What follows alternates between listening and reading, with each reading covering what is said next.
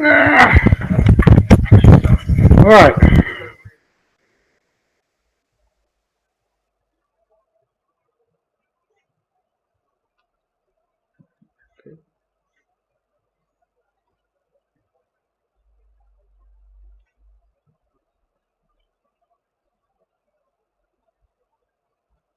I am currently live, but I need to change the name because it still says Farm Europe Truck Simulator 2.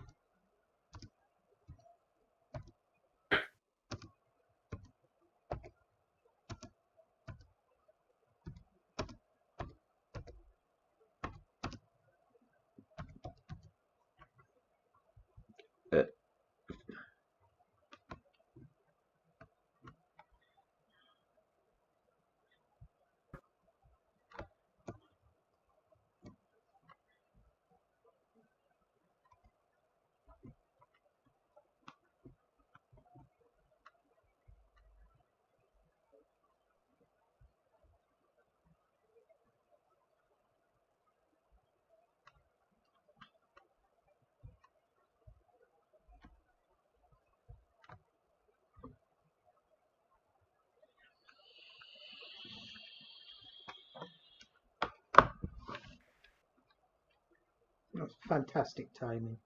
As soon as I got back into the game, my seed had finished. Mm-hmm.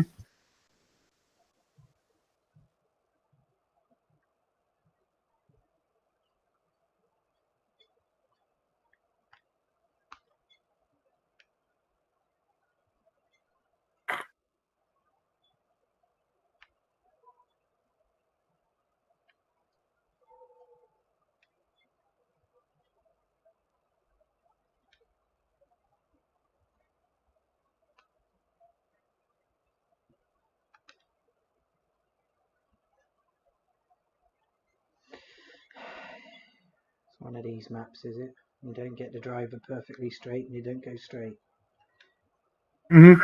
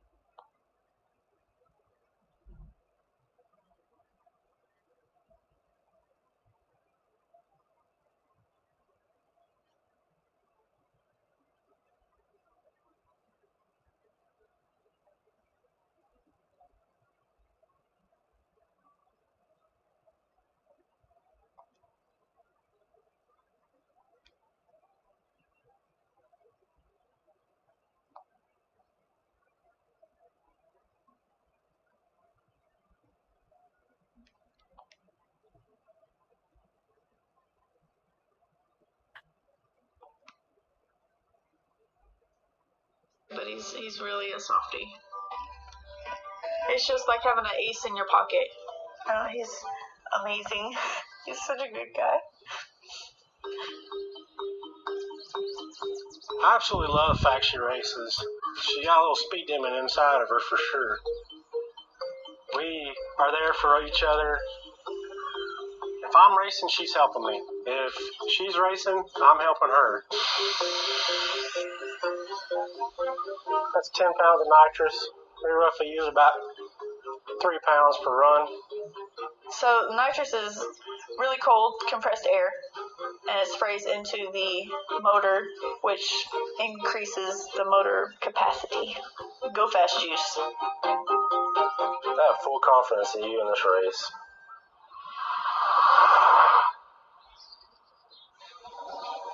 Stefan, let me hear you bang your nitrous. That's right. I'm the wild one and Eileen's the conservative one. She definitely keeps me on the straight and makes me do right.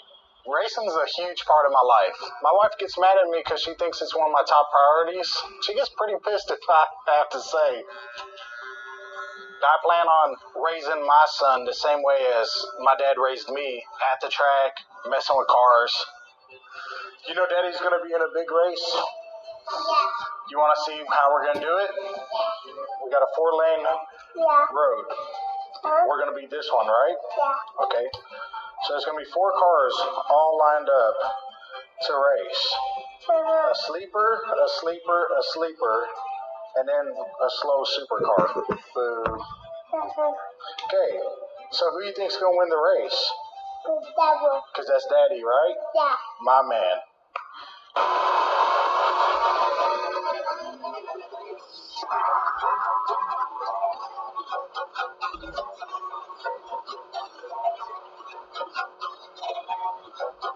I'm a huge fan of music. I used to DJ. Actually, I DJ'd at a strip bar. My house is decorated like a bachelor-type Spartan. I don't like having things that people typically have. I've been described by many people as a peacock because I always like to garner attention. It's Texas. We shoot, and we shoot a lot. My weapons collection is about 130. I love guns. I love fast cars. I get very competitive when I shoot, just like when I drive. This is Japanese katana. It was the weapon of the samurai. They knew this blade in and out. You're only as good as your weapon. But in the right hands, you can just wreck someone's world. Same deal with my driving.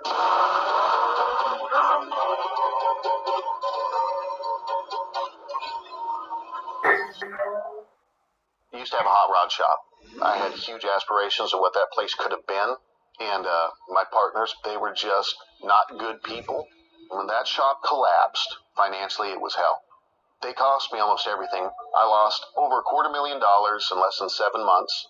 To remind me of where I was in the low point in my life, I got the revenge plate. I don't like to lose at all. And I lost big there. Financially, emotionally, if you're lucky, life gives you a best friend. When I got Dee Dee, I had to be present. I used to drink a lot, but she sobered me up. That dog raced with me. Win or lose, I still got a kiss from her in the end, so I was good to go. I lost her not too long ago. She used to have on a collar, a little charm. I had it made into a lapel style pin. I wear it with me when I race now. It's kind of like she's still riding with me. She was a good damn dog. When she was with me, felt like I couldn't lose. We'll win this together. That's right. Flashing red light. Is that cutting power off? When it comes to wiring, that's where I want to pull my hair out. You know, that's the motor at Old Blue. Yeah, Old Blue is okay. Okay. Well, yeah. For Old Blue, it was nasty. Oh, okay. It was I don't know like- Natalie.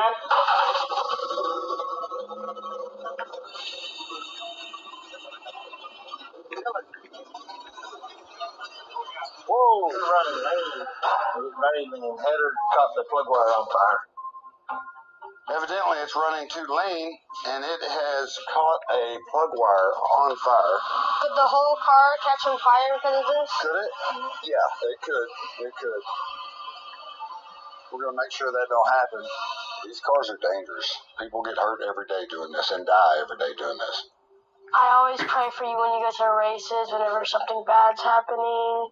That means a lot. It means a whole lot. We're going to win this for you. Yep. To hear my son talk about praying for me, it just lets me know that I'm doing the right thing. I hold that very close to my heart.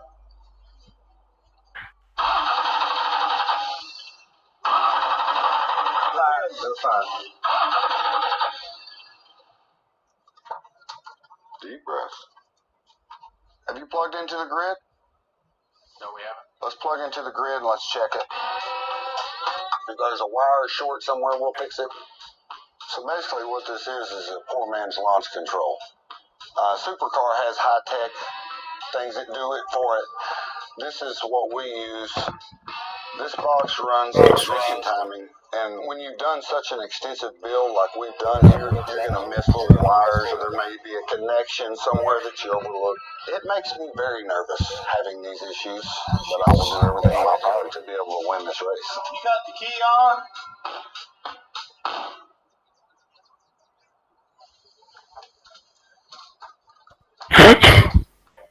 This is our wall of glory. This is things that, when things go wrong in street racing, a little memento from Shawnee's truck. This is pretty much what's left of the truck. That's her first That's not her That's my first second transmission. transmission. Second or third. There is a drag racing prayer. Lord, I pray as I race today, keep me safe along the way. Not only me, but the others too, as they perform the jobs they do. We had a few friends wreck, and so it's surreal when accidents happen. We put racing seats and harnesses, and Yeah. we got fire jackets. No, dude, a good boy second today, yeah. Safety, then the performance, and then You get one life, you need to live it right.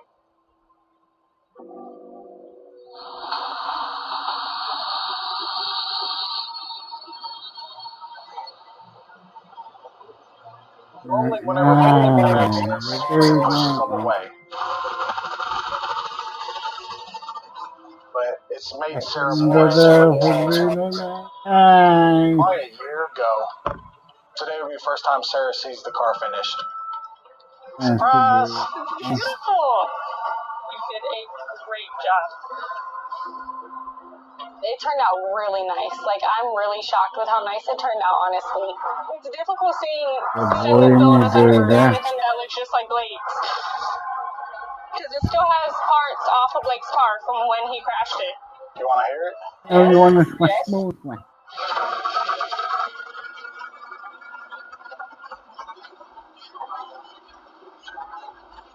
It feels good just to see my motor run again. Looks like it's still his car, he's still there.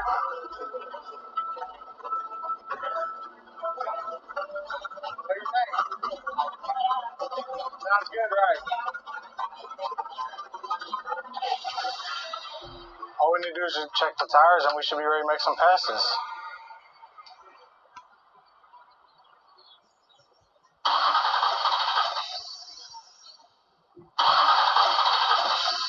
I grew up in a pretty harsh environment. I seen things a lot of kids shouldn't have seen. I can remember, being scared and praying to God. And at 16 or 17 years old, I had moved out on my own and was selling drugs, getting hooked on drugs.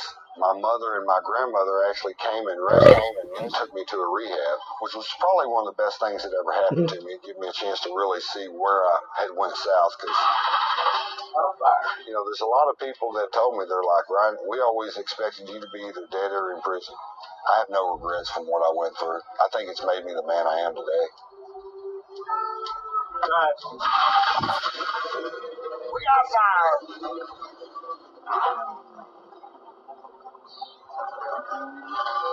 We're here for the first time to test the car.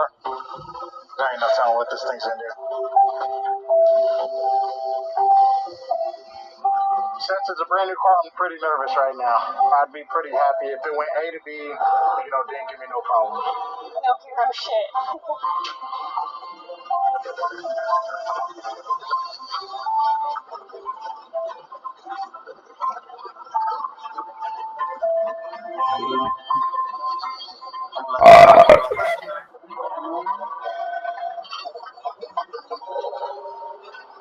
Oh shit. That didn't sound healthy. It sounded like it. Sounded like it. That sucks. Well, at least it happened now on a test drive and not later. Blake was famous for breaking rocker arms, like almost every time we took the car out. So that's why it didn't shock me that it was a rocker arm. He's giving us trouble. He's making sure we know he's here.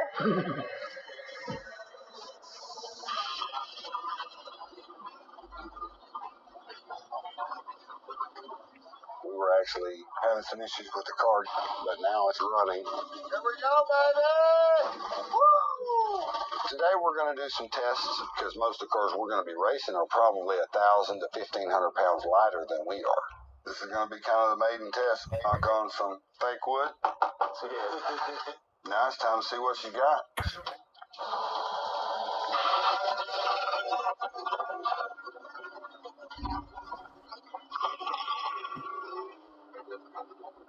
As a kid, I always felt like I was in last place, and I was determined to get to first place. Everybody is always like, He's "Hey, just do kind you of want mad. to change out the bottle?" Well, yes, I can. I love racing, and I love going out there and boys up. So you see this thing right here? It's not supposed to be right there. This is the one that Blake welded together. You know what? I think I'm just going to throw these on. When it's things that need to be fixed right away, he just shuts down and focuses, and it's awesome to see him work.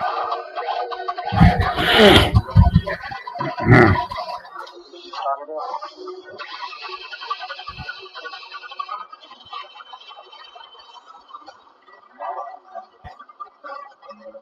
The preparation I got to do for this race, I've been doing what I can. Tires are new, they're broken in, the car's solid.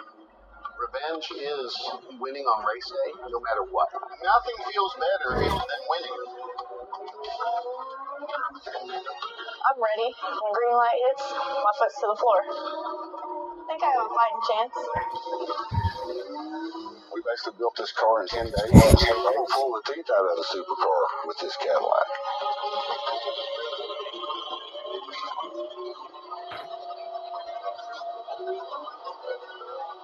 How does it feel? It's like a Cadillac. So we got the car back together, but I'm going to try to make the first pass on the car, see what happens.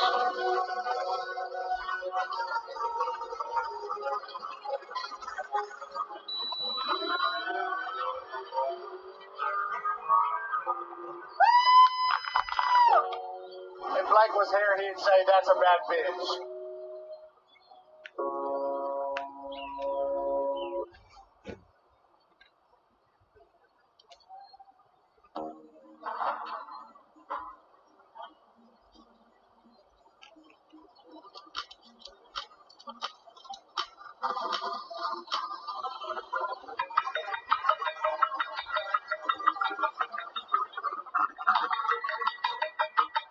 Main thing I'm worried about is the rocker arm breaking, but I think all the little problems are mostly figured out. I'm not good with the anticipation. Just ready to kick some ass now. For competition. Oh, I really need to put some seed in this. See the ghost flames? Yeah. Don't look that fast, but it's nice. It doesn't, but you never know. It's a lot quieter than ours. Watch it run us all over. I'm ready for the race to start. I'm ready to Cars are get out getting a there. pain. Stefan, Shawnee. how you doing? Hi. What you got in your LS? Shawnee. That's a LS. Yeah, I like the flames. I like the pink wheels. Good looking car. Thank you. She's a tank. I'm ready to just get at it. I don't like talking so much. You under the car looking. I feel like I just looked up my skirt. What's that look like to you from way down there? It's a two-door caddy, 78 model, something like that. I may not have the heaviest car here. That's a lot of car. I know him. He goes out to the track all the time. He's a big track guy. What's that sticker say on the back of the truck? Motorsports Mafia. That's the guy, Ryan Hall. I plan on winning this race. I feel confident. Oh, yeah, that is Ryan Hall right there. Bet you they got a big old motor in that thing. That's definitely unexpected.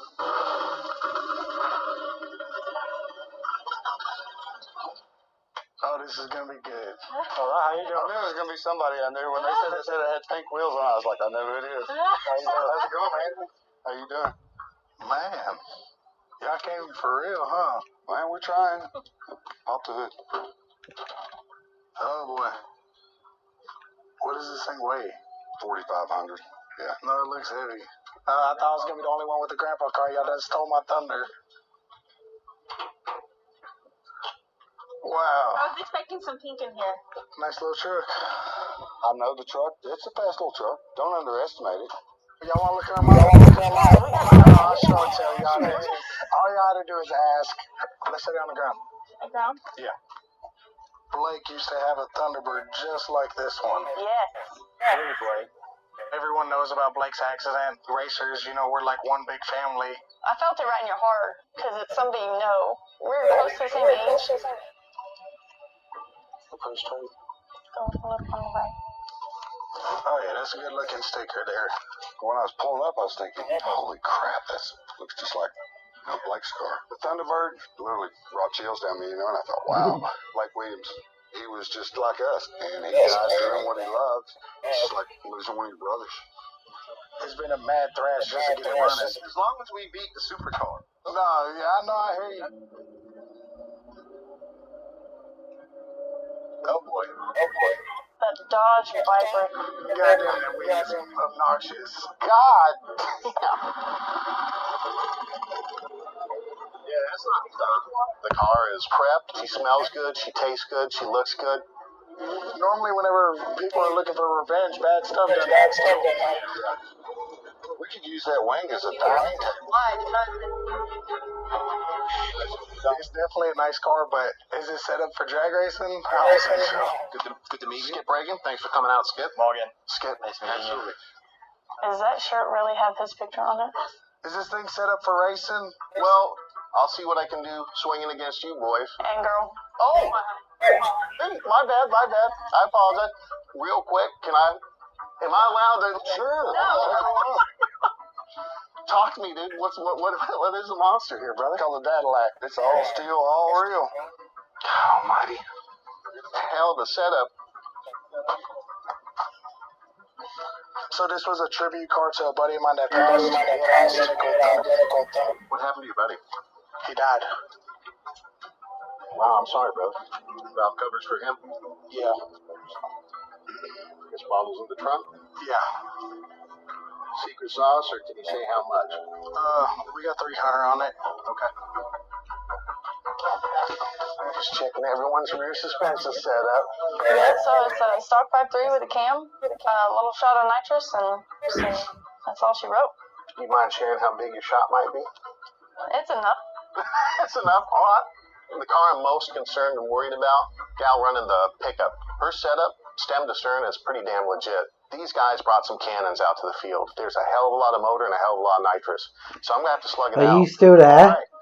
So drivers, come on in, please. Before we get started, I want to thank you guys for coming out. Whoever wins this race will go on to compete in the grand finale at El Mirage, California. All right, well, please go ahead and take this opportunity to walk the track. Hey, guys, let's walk the lane. A walker? I can already feel this.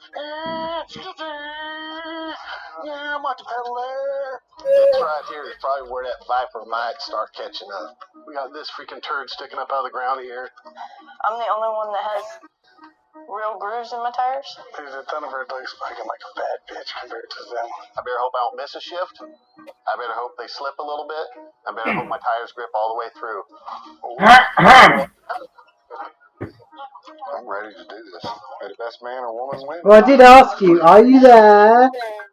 No answer, so I thought the only way I'm going to get you moved is by force. Facebook first. wide race, there's not a whole lot of room for error. I'm just ready to go. I feel super anxious. I want to get going. I want to get racing. Go whoop their ass.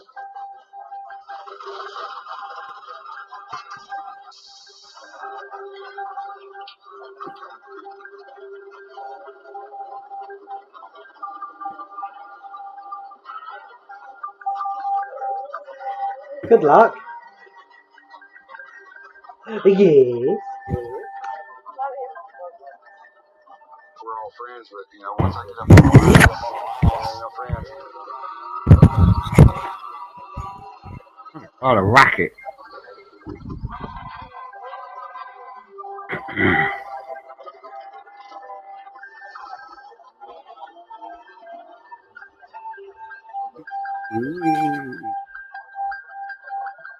This race is for my dog, Dee Dee. If I win today, I'll be fucking stoked. My son Isaiah, he couldn't be here with us. We waiting. Well, if we had one of my seeders, I'd been finished about half an hour ago. Oh, damn, it's gone and empty. I'm doing this Huh? for my family. When this is going to be a lot. Nice. If we had one of my seeders, we would have been finished about half an hour ago. We ain't got that kind of... I've only got £100 left. Where's it all gone? Oh. Seed. Yeah. What are you putting? Gold in there? Yeah. How quickly it's going down. Oh.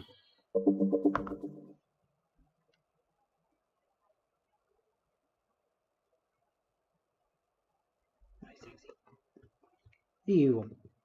Where's your ball? You want, you sexy beast. Whoa! God, weird. What do you want? What do you want? Did you have a look at the picture I sent you? Oh yeah, I've got to find my phone. No, hang on.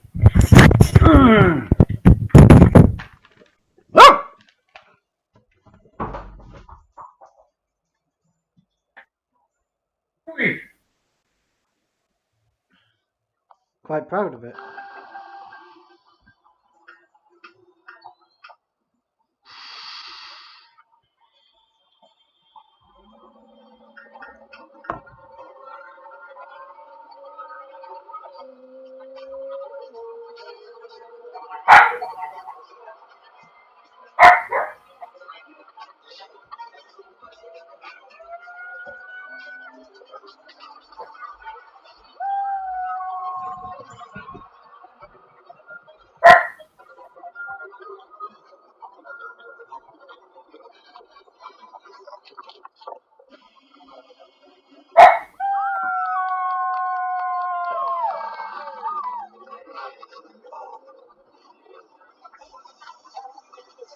Good job. I'd like to be proud of you. Thank you, brother. I have Blake in mind just about every day. And I put my heart and soul in this car, and the engine did real well. So come out here and dominate everyone. It's an overwhelming feeling. Not gonna have a big head, but I knew he was gonna win. Something's not right. We spent so many hours, there's probably just some switch or something that we didn't double check. Hell of a launch, dude. Hell of a launch, man. Shit. Gone. Damn, dude. Dude, you were on fucking fire. I came out hard, and had I had more space, I think, I know I could have roped him in. We're still having them review the film because we can't handle a loss. That's understandable. I'm never happy losing, but I can swallow it. He was racing for a hell of a good cause in Blake's memory, and I'm guessing the guy's smiling down on him right now. Hell, he's using his motor to whoop all of our asses. Awesome race. I feel like Stefan has really upheld Blake's name. He couldn't be a better person to lose to. The official results, the good news is it was a clean start. So thank you very much. Everybody went on green, so outstanding. First Stefan in the Thunderbird. Very close finish between second and third. We had to review the tape. That was extremely close, but Skip, you took it. Good job. Shawnee, you did really, really well. You were really close. Couldn't have lost our better cause with this being in memory of Blake. Thank you. Win, lose, or draw, I'm happy with the car no matter what. The car has a special meaning to me, and it's something that I'll keep forever. It's going to be around for a long time in my family.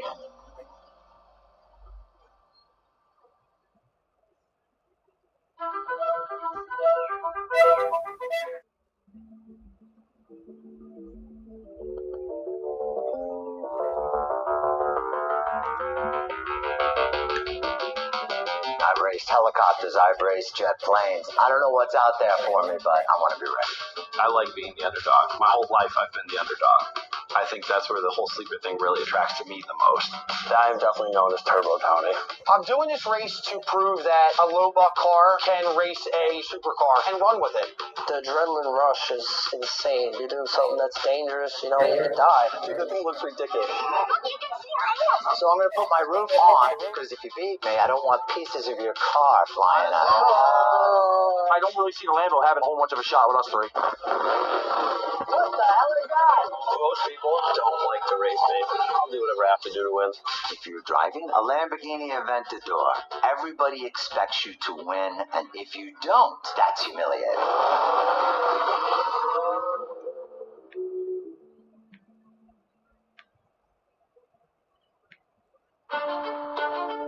Oh.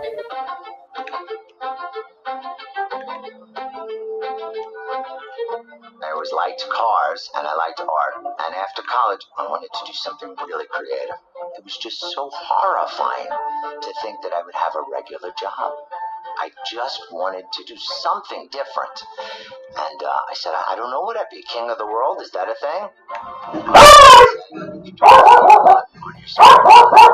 Make money through a real career. My parents didn't have a career. So for him, a real career was medicine or plumbing. So I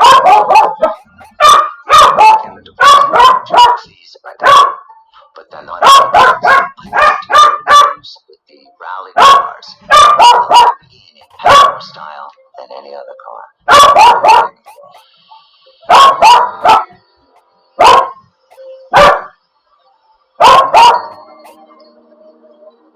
Probably the only person who thinks that a Lamborghini's underrated. So Mr. that's the car. I always customized. Shoes, suits, everything I wanted to be an expression of creativity. To take a brand new car and reinvent it as a flashy car. If you could film everything, I would. Everything looks better than right now. I own a 2016 Lamborghini Aventador Roadster Super Veloce. Thank you. It's got a 12-cylinder engine. It now has about 800 horsepower with the factory exhaust tunes, and it has almost every single option. I think the price for this was $725,000. Kirk. You know how you can tell? Check this out. Over here, there is a plate that says it was made just for me. Life is art. Or at least my life is art. Yeah.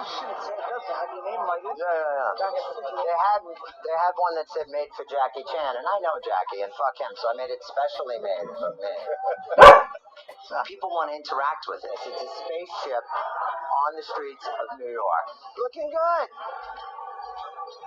She looks good in that car, right? We are finished, I'm waiting for you. Attention. It makes me happy because it makes me feel like I did a good job with the car. Did you stop there tonight? We do this every weekend, but we go all across the country. The only way I have fun is to go and do different things with the cars. That's good.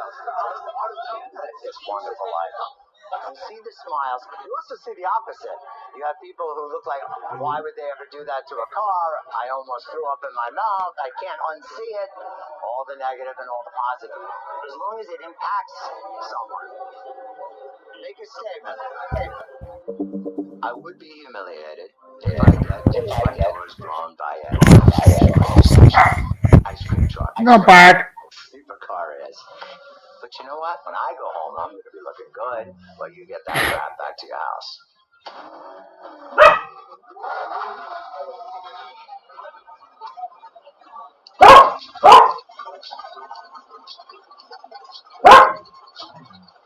Back in the end of high school, I started getting into racing, and a lot of people don't understand that. If you build a car and you win a race, it's like no other thing in the world. You got a crowd of people surrounding you, you got cops behind you, you know, you're doing something that's dangerous, you know, you could die. But when we're in the driver's seat, ready to make the pass, the adrenaline rush is insane, and that's why I like the street race so much. My car is a third-gen Camaro. It's a small block, small tire car. It's a nitrous car, and it's a sleeper. Under the hood, it has the best of the best, the electronics, the fuel system. But the outside of the car, it looks like shit. So we called it the shit box.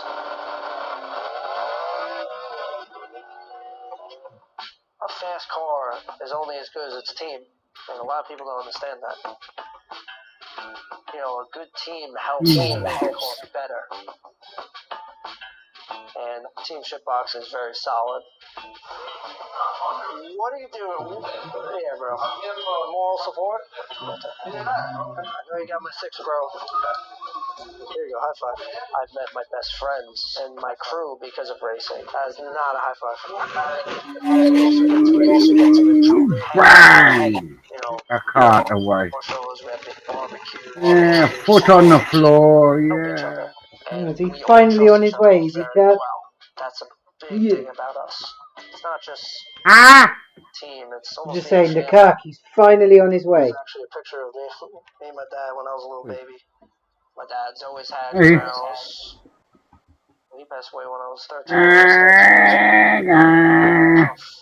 I've been playing with my car and looking at your pictures. During high school, All right. you don't have a dad, you know, those are the years I think the scooter looks quite good now. you know, about life in general. Yeah, it's been better. It doesn't look like a mess anymore. Ah! Cars kind of, you know, helped me through, you know. Doesn't look like an absolute mess anymore. Wires anymore. Makes a change. Yeah, I agree actually, because even I thought the wiring was a bit of a mess. But it was only a quick job to get it running again, if you remember. Now I've finished it, it looks quite nice. It looks better. I think the next upgrade will be, let's say, a bigger transmission for it. Something with a bit more horsepower. New scooter. No, I'm going to keep updating this one. I'm quite happy with this one. Get like an 850 transmission for it. Bigger motor. Oh yeah. That thing would be scary flat out.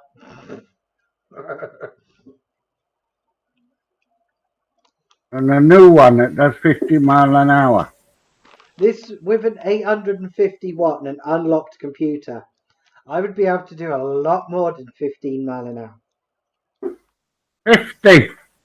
Yeah, it probably would be about that. 50, somewhere between 50 and 30. It's got no brakes. Yeah, I'd have to sort something out on that. I was thinking about putting like a go-kart brake or something on it. What? A go-kart brake or something. Okay. I found online these like drum brake kind of things for go-karts. Mm-hmm. That would do fine. Mm-hmm. Need a bit of help from you, like some welding, some creative, inventive to figure out how to get it on there. Forgotten how to weld. I wonder how much they are. What? The brakes. I don't know.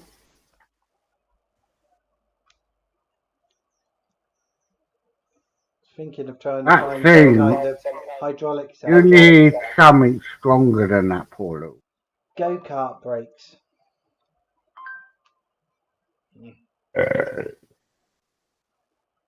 Go-kart brakes would be Yeah, it'd be comfy under there. Go-kart brakes. Hmm? Comfy boy. Look at that, I can get a complete axle set up with new wheels and everything. That'd look quite cool on my scooter, wouldn't it? What's that? I can get a complete kit, like axle, steering wheel, everything for the for a go-kart.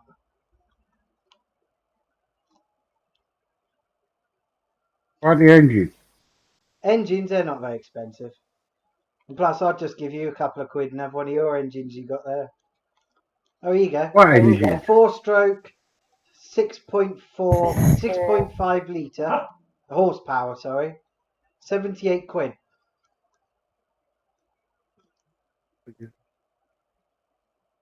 And a penny. Oh no, a reverse box. That might be a cool thing to do.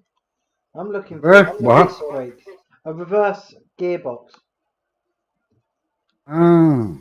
I want a disc brake setup personally, but it depends on the price.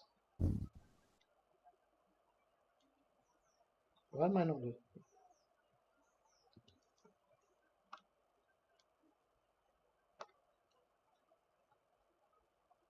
So I don't need that much stopping power, because at the end of the day, the go-kart setup is designed to stop maximum of like 20 horsepower. A disc brake setup's not a bad idea. Problem is, then I'd have to rule like crap.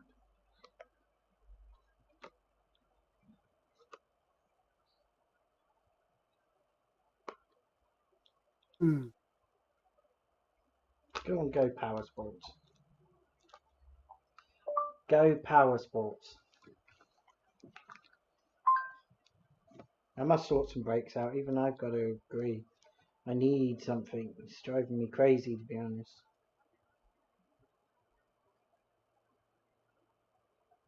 Bit of wood on the ground. Or even just something rested. Problem I've got, because it's an open diff, would it brake properly without having two brakes on it? No. So I'd have to have two brakes. One on each side of the diff, wouldn't I? We just have bar going across and two other bits of bar onto the tyres, you've got brakes. No, I'm not going to do that. That'd wear the tyres out in seconds, and I would think finding tyres for that thing, woo, that wouldn't be very easy.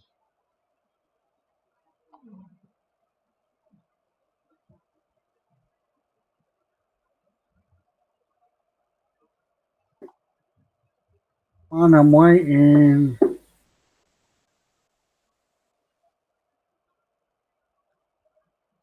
Can't wait here all day. Let's research for something. What are you waiting for?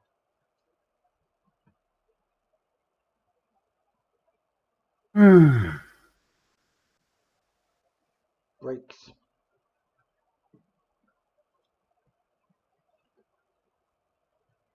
I want a brake kit of some sort. Come on, hurry up and get Oven.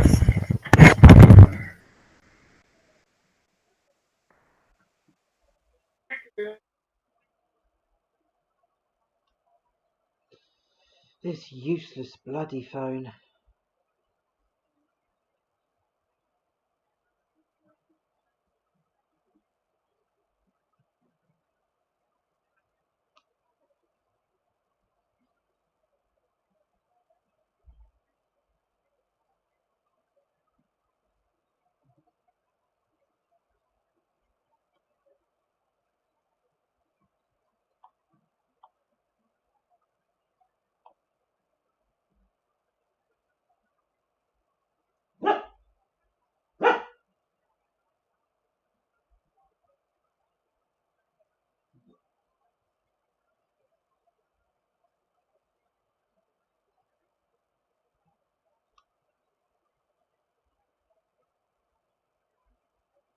Ah.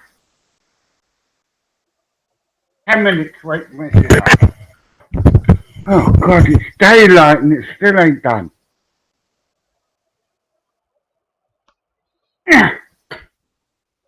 Have a beer.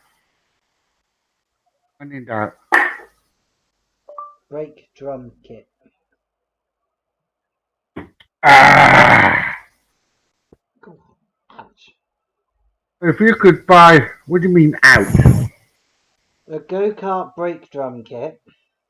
Yeah. This one I'm thinking is. No, that's not. Still looking. Too expensive. The only thing we might have to do if I put brakes on it is make the rear of the, put some different tyres on the back to make it a little bit higher up. I can get a complete disc brake kit without the handle to pull in, the push bike handle, for 60 quid. Oh. For mechanical disc brake kit. Uh-huh. With the cable, the disc, the bracket to hold the caliper itself. It's not too bad. I was expecting more money.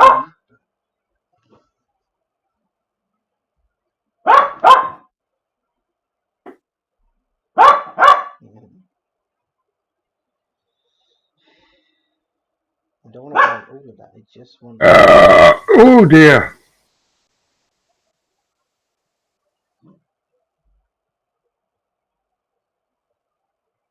I've been a piggy.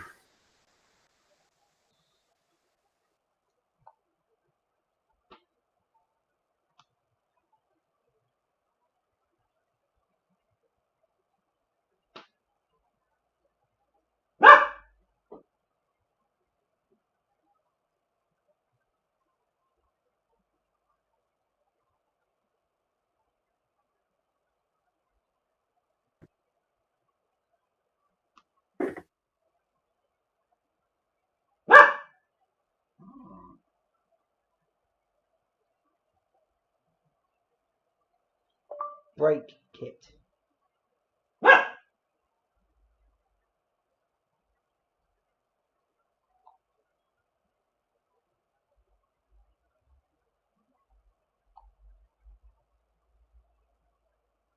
Look at that guy, will you?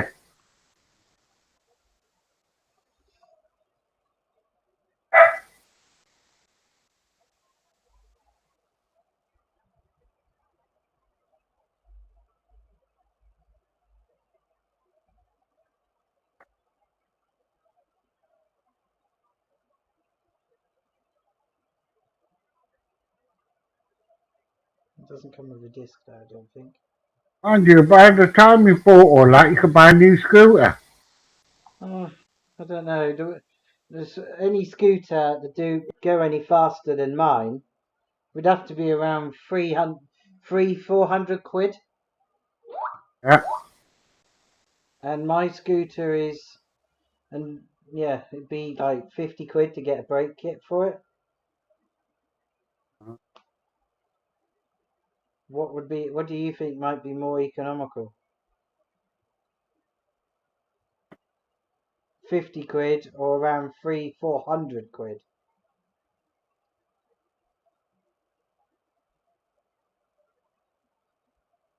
I'd put the money towards a new one.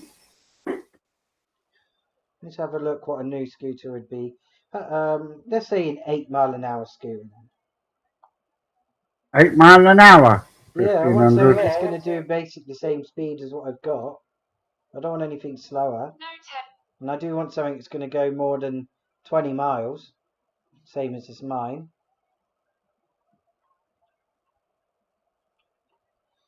$8 mile an hour mobility scooter. Let's have a look how much they are, just for fun of it. Sorry? That's the old word. What? Mobility. Yeah, no, I have to put it in because that's what mobility scooters are. And you just put 8 mile an hour scooter. We could have a go, but then it might come up with. We could have a go, see what comes up just for fun of it.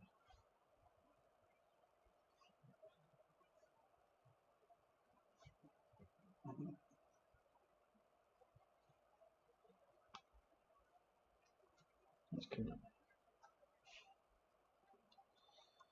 Well, a scooter like that wouldn't be too bad, but I wouldn't mind having a seat.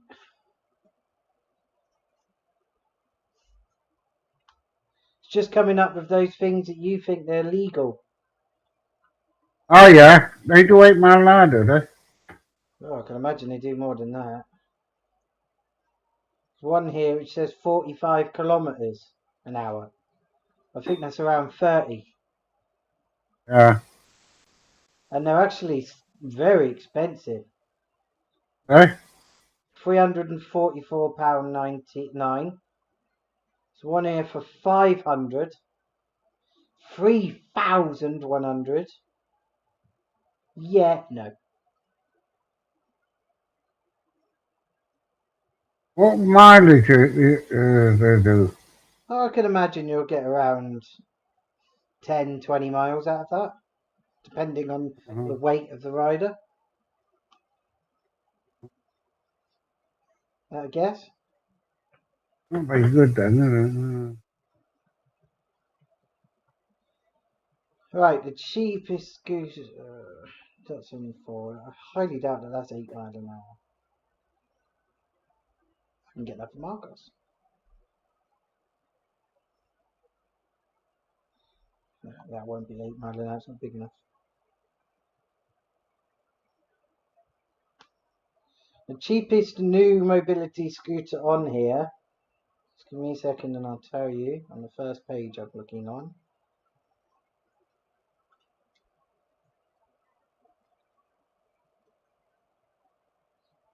New, I'm talking about. Yeah. Is £946. Reduced at the moment from 1,300. And that is a 8 mile an hour. Yep.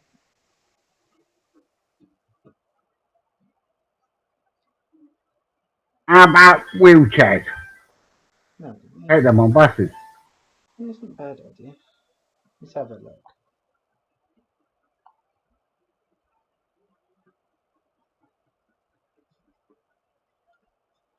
Electric wheelchair.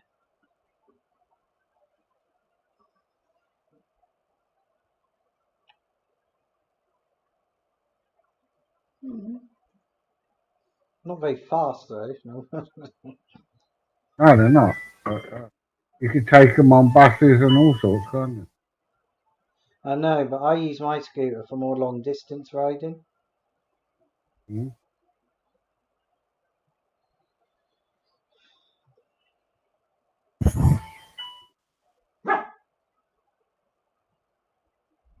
That's a cool wheelchair.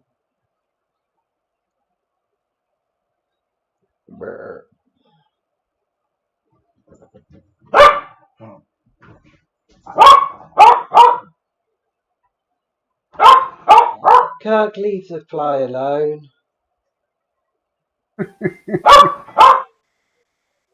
That's probably going to be around what I'd get.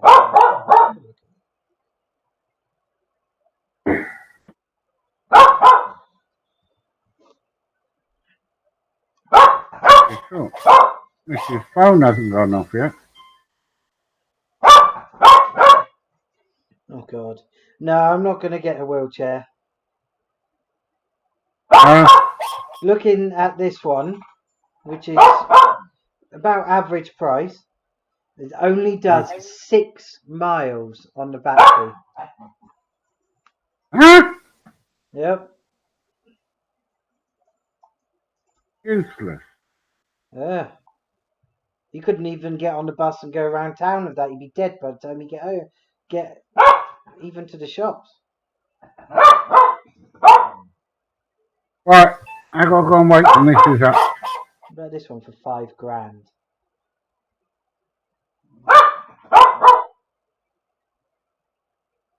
Oh, this one seems to be 37 miles. £5,000. 5,000. £5,000 and it'd do 37 miles at 4, 6 or 8 mile an hour. 5,000. How much was the actual price again? Where's the price on this? That's crazy. I'll be back in. I'll be back in a minute. Alright. 6. Go get the message. Here goes.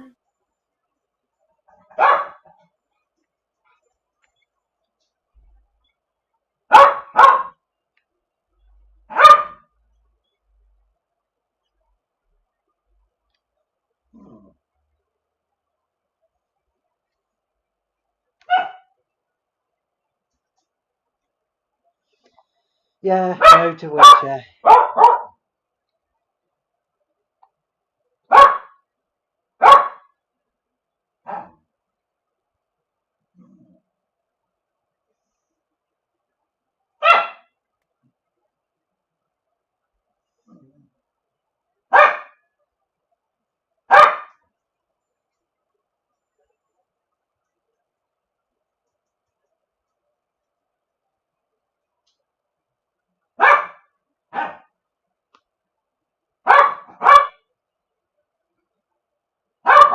Kirk, come on.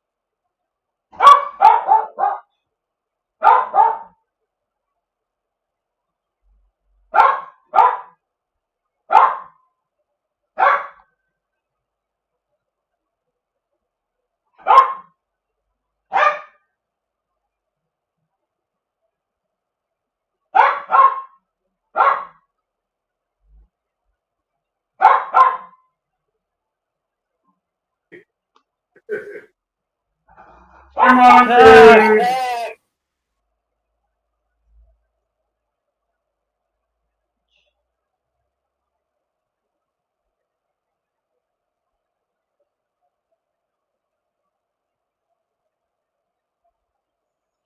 God, this phone's driving me bloody crazy.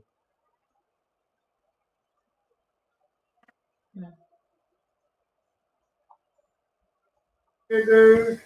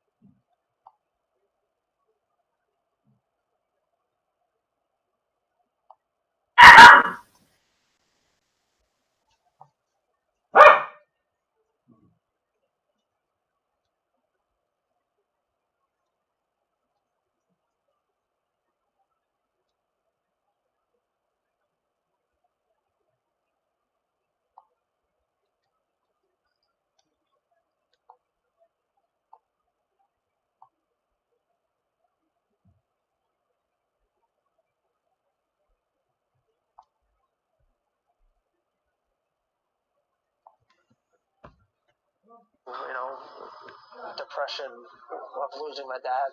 I just wish I was able to know him longer. There's a picture of my dad in the Navy. He was 18 here, or 17. As you can see, there's a little bit of a resemblance. My dad actually gave me my first Camaro. I was 9 years old, and I learned a lot about automotive, and I also built my own engines. I always wanted Camaros to play around with and build them. So every time I saw a good deal on one, if I could afford it, I would buy it. I've had 35 of them. And that's because I used to part them out to make money to be able to build my project car, which is the Camaro I'll be racing. I kind of do everything to impress my dad. Every time I race, I get to think, oh, if I win, he's there watching, Even though he's not here, if he's watching, everything I do is to make sure he's proud.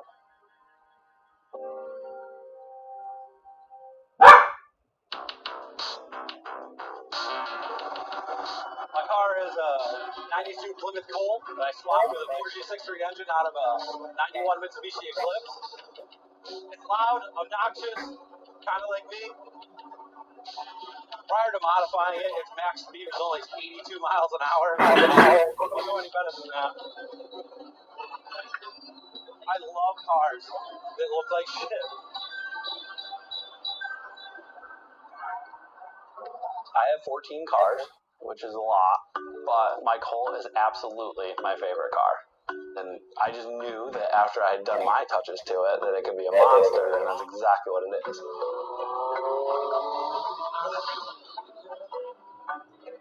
The car runs in a quarter of a mile in 9.8 seconds, 157 miles an hour. This car's a true sleeper. If it was quiet, it'd be even better, but the exhaust was so crappy it fell off and I never put it back on. I love my Colt so much because it's like family to me at this point. I've gone through some really bad times in my life with this car, and the car helped me get through that. Growing up, family life wasn't great. My dad, he just wasn't a father, and he wasn't really involved in my life that much. My parents smoked in the house, and I went to school smelling like a cigarette. So I was a smelly kid, and we didn't have much money, so clothes were on the back burner. I'd always wear the same stuff all the time, We didn't have a lot of food, so you're concerned more about eating than what you looked like. Cars are an outlet for people to get over things and just pass some time. Cars are just, it was like an escape from reality, like the best way to describe it. When I was a kid, just because that's all I had. I knew nothing. So I went to the library and literally rented a book on how to take an engine apart and read it. I was just like, wow, I can actually do this. I can actually take an engine apart and assemble it and actually know it can work. Now you got to figure out how to make it faster. If you were in high school with me back in the day, you'd be like, wow, he actually made it. He did all right, Having this garage and being able to call everything here mine is pretty nice, It doesn't come overnight, and it definitely comes from just being dirty as hell at 2:30 in the morning, working on a freaking piece of shit car that shouldn't even be on the road to begin with, just trying to make ends meet. How's work today? Good. Busy. Yeah. It's always busy. Yeah. Also, it's difficult. And luckily, obviously, my girlfriend lets me do whatever I want. Coming up on Tuesday, going to be racing a Lamborghini Aventador SV. The car is $800,000. $800,000? Yeah, odds are he has a very small penis. And a very small sleeper as well. Probably win. I just win. I am definitely known as Turbo Tony. 100%. That is my nickname. I like being the underdog. My whole life I've been the underdog. I think that's where the whole sleeper thing really attracts to me the most. It's just having that sense of you're not supposed to be doing this, but you are. And it's just badass that you're doing it.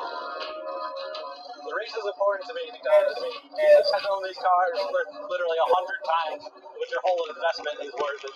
They're doing something right in their life to be where they're at. I just want a small piece of how they feel, for even if it's only 10 seconds.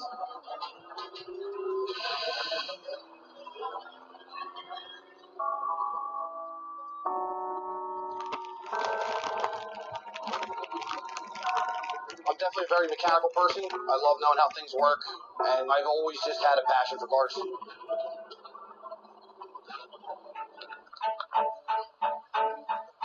The truck I'll be racing is a 1984 C10. It has a stock style fuel injection, 4L80 overdrive transmission. I couldn't begin to tell you the amount of hours that everybody has working on this truck. From my dad to me to my friends helping me with it.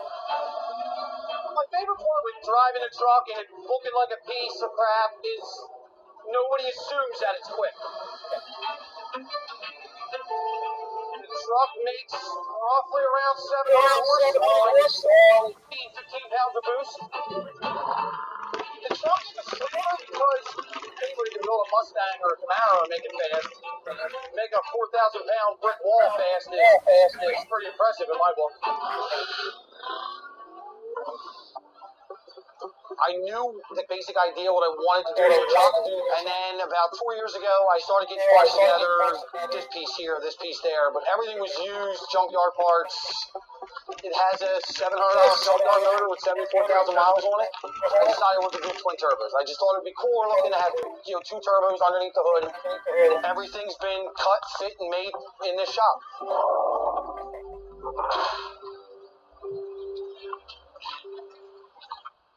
I'm usually out of the house by 5:36 every morning. Home by 2:33.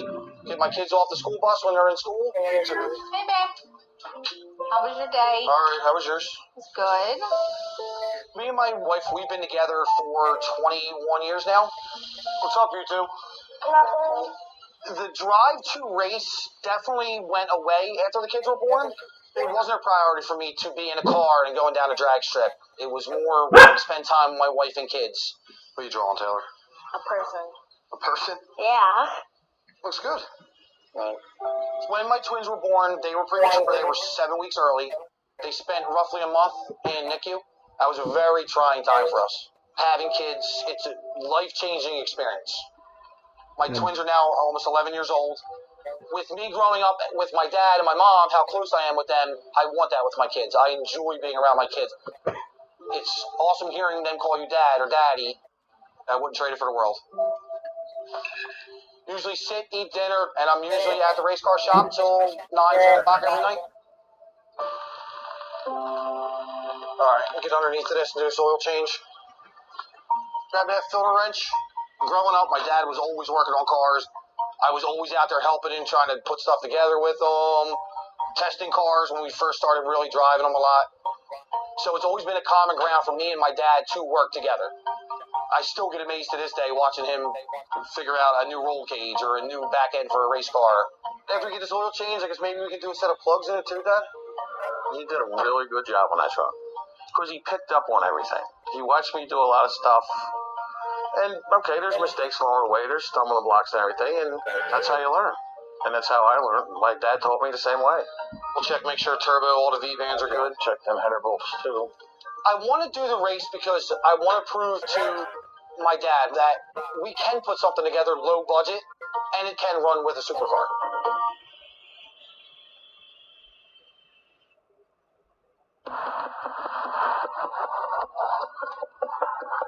So, I got this race coming up on Tuesday.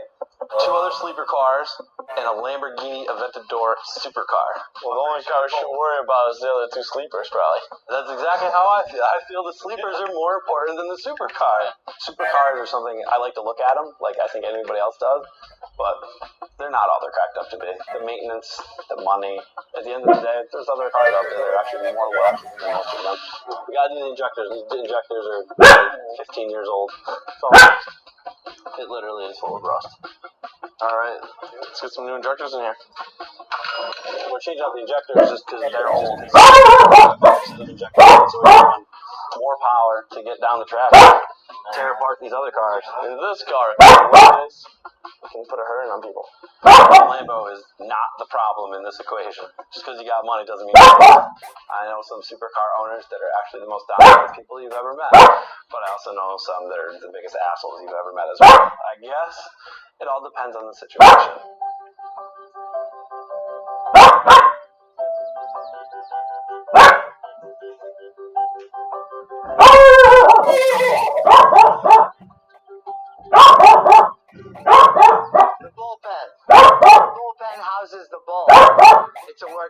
there's nothing fancy. I drive my car all the time. I drive it 12 months out of the year, 7 days out of the week. I've done 30,000 miles on my car, so this is large. I don't think anything but Lambos can park. I keep the Bentley. It's a placeholder for the next Lambo that's coming. The next Lambo that's coming, beyond belief. They're it's predatory, could have it could have a license plate reader. 50th birthday, I said, I don't have is a dinosaur. So now the neighbors think we're in the I don't give a fuck.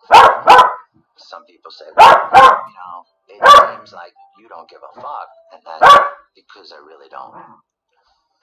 Well. This is the Wall of Fame, and you know what? These are the best moments of my life. For example, right here, it was me racing a Cobra helicopter. That helicopter went 185 miles an hour. I went 204. I won that one. Very few people get a page above the fold of a major metropolitan paper, and we didn't have to kill anyone. The Tour of Italy. You had to be selected, and I was car number 34. Very special. I have more skills. I have more to lose. So I better be prepared. I better win.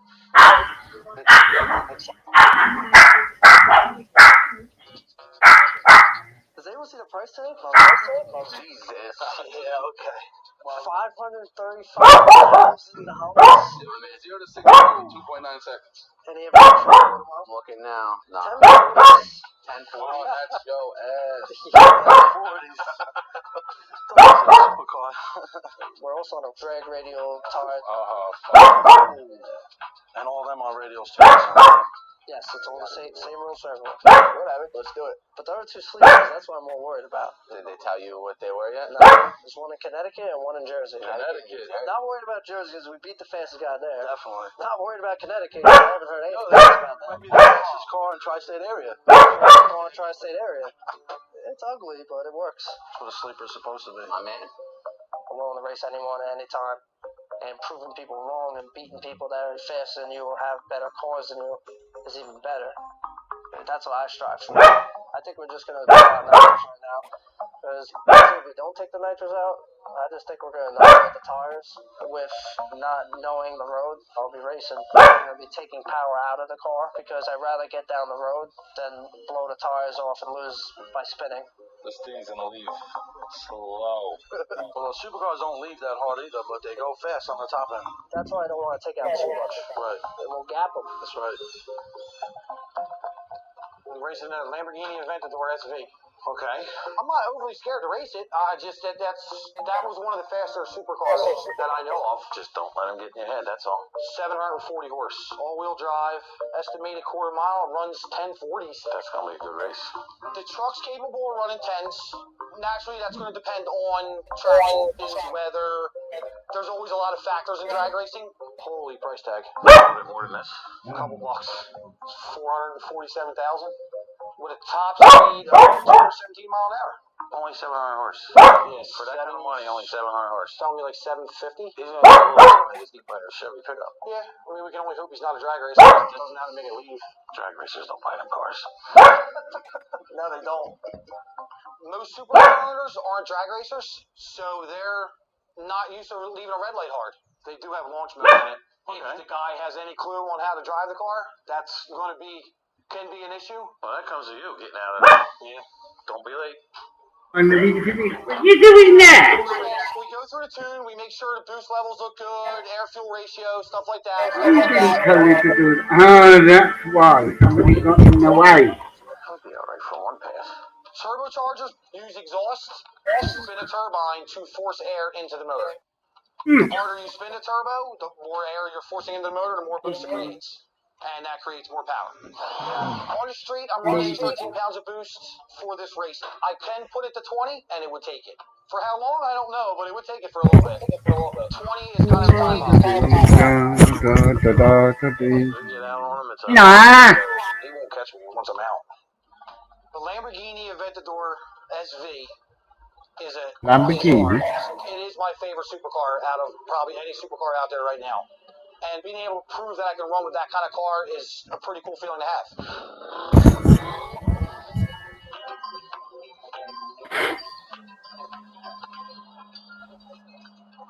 First time I saw Davina 10 years ago. I looked at her and I said, that's it. My life's over. What a creepy guy. Because I just met the only woman for me. I know, yeah. You like it? Love it. You know, during the day, Nishi Road Wheels. Enjoy yourself. Thanks a lot. Good to see you. We are not actually married, but we are soulmates. My tie right here. When I met Davina, I had a Lotus, and I loved that Lotus. She's a self-professed gold digger, and when she saw that Lotus, that wasn't really going to work. That's good stuff, man. She figured it wasn't even $100,000. And then she said, you know, look, if you're so rich, how come I'm not in a Lamborghini? And I said, oh, yeah? Went right to the store. This is the love of my life. This is Concubine. She made this tonight. This right here from the slip covers of my grandmother's couch. The plastic slip covers. You see that? Ryan loves to call me the concubine. This all started when we went to China. From what I hear, the powerful woman there was not the empress, was the concubine, dragon lady. And I have a dragon on my back. So I was like, dragon lady, concubine? She's in charge? I want to be the concubine. And you guys know that Brian's birthday is coming up in the next 2 weeks. So whoever you Lamborghini gave me, us, a status. Everywhere we go. Do you remember they said, oh, if you buy this car, you'll be invited to parties that you were never invited to. And I'm thinking, oh, bullshit. Within 6 months, we had met most every celebrity, had been to the Playboy Mansion, had been to parties we would have never been invited to. And it just got better. We're never apart. It's like no other relationship I've seen now. I've done 20,000 divorce cases, and I've never seen anything like my own relationship. Hey, you got the key? I met a man that's not only rich, but he's also a wonderful person. And he gets back like nobody else does. Davina is the most experienced Lamborghini co-driver on the face of the earth. She is the navigator, the social media, she's the DJ, everything. So for this race, she has her own plans. I'm gonna go there and we'll talk shit. I'm gonna distract the other driver, and he's gonna win. The next thing we gotta do is change the tires. A regular tire that has steel belts in it. These tires are bias ply. They're softer. When you heat them up, they get even softer and then grips the road twice as hard as it did prior to like a regular street tire. Nice and flat the way they need to be, so we can heat them up and get that traction going. We don't want to lose. It's pretty unsafe to lower the air pressure on a regular street tire versus a bias ply tire like this. Just ready to do some burnout. Let's do this. There's definitely a fear of racing Turbo Tony, so to speak. When I first started, everybody wanted to race because I was just a new kid. As time progressed, nobody really wanted to race anymore, just because of the fact that I kept winning.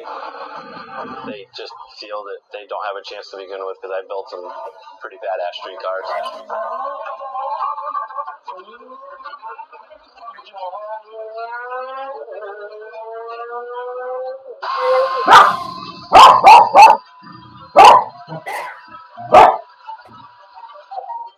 I should take a nice ball out now.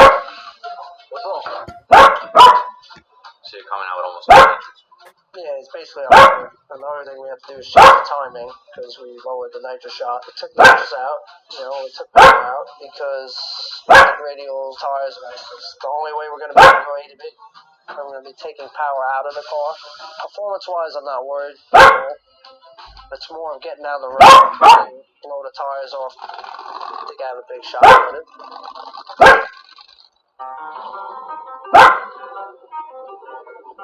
This is a road that I like to test on anytime I make any kind of changes on a truck.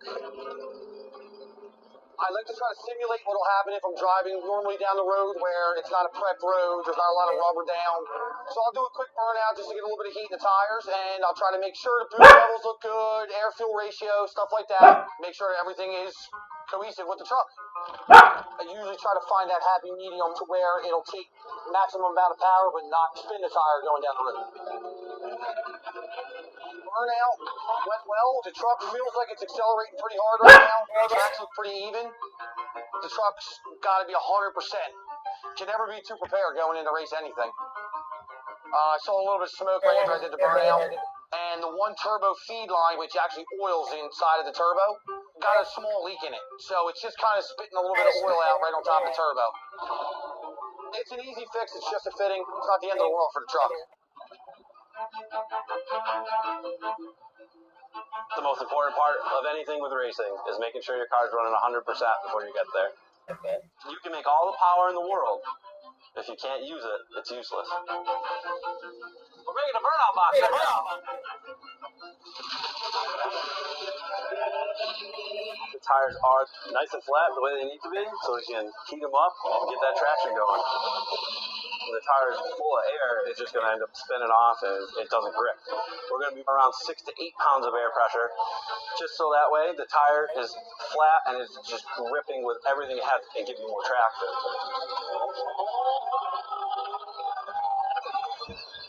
That's not rendering. The reason why we couldn't do a burnout is because we have to work out the bugs in the fuel system. It's like crazy, dude. Look at drop pressure instantly. When we took the old injectors out, found a little rust in them, which obviously that leads to a rusted fuel tank, and nobody wants that in their race car. It didn't hurt the engine or nothing because we're testing. This is why you test, to get ready for the big day.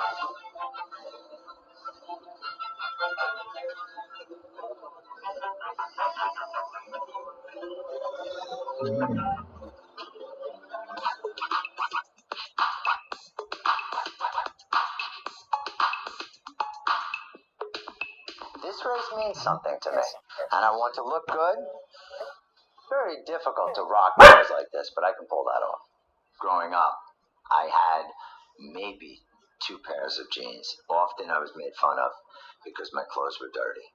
But I noticed that I could have nice things if I worked hard. So after law school, I worked 7 days a week, and then the money started to come in. I wanted to take it to that next level, and I didn't know where to go. So I used to go to this woman who does, she does clothes for strippers. If anyone has what it takes to win, that would be me. These are not Sunday clothes, let me tell you something. And that's about as chrome as it gets now, isn't it? Yo, you got parts in there too? Yeah, are you able to check them? I've changed every nut and bolt on this car. It's just an ongoing process, and I'm going to keep building and just go faster and faster. The adrenaline rush of street racing is insane. It's confidence. It's how confident that you're going to win that race at that time. The car's ready. I think I got them, no problem. Yeah, sexy. Come on in. If I took this car on race day and tried to race, I would have embarrassed myself because it would have gone absolutely nowhere. The car just didn't have any power. It was basically starved for fuel. Not a big deal. We're already back in it. Hey, you're looking good.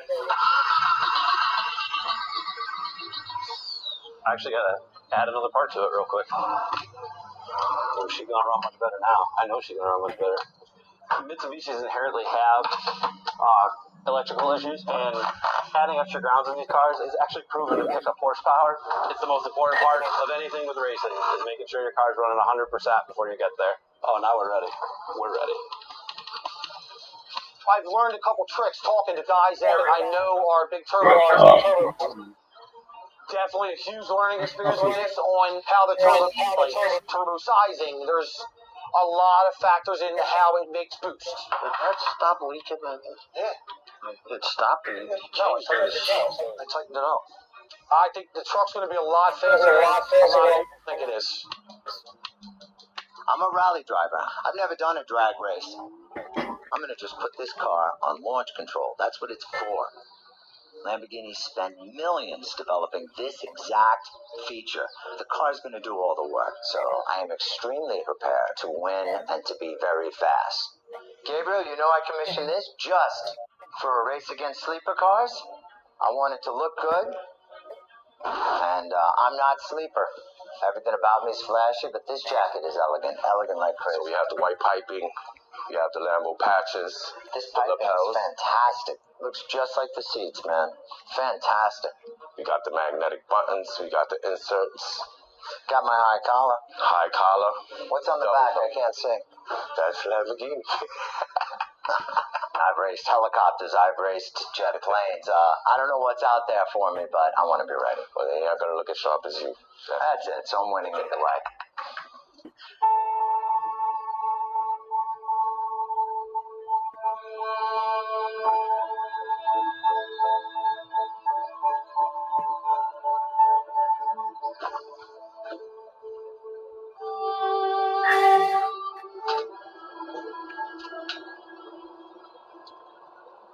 Driving and fueling my truck right now, I am not worried about racing a supercar. But it's a drag race. Anything can happen. All right, Chuck. Very nice. Thank you. Thanks for coming out. Thank you. I'm very confident in racing my Colt. I know the car inside and out. So pizza delivered? Domino's. I know Domino's delivered still. I could actually say he might be more sleeper than me. Racing is never said I'm guessing full act. that you're going to win that race at that time. No knowledge. Yeah, it's not what I was hoping for. No.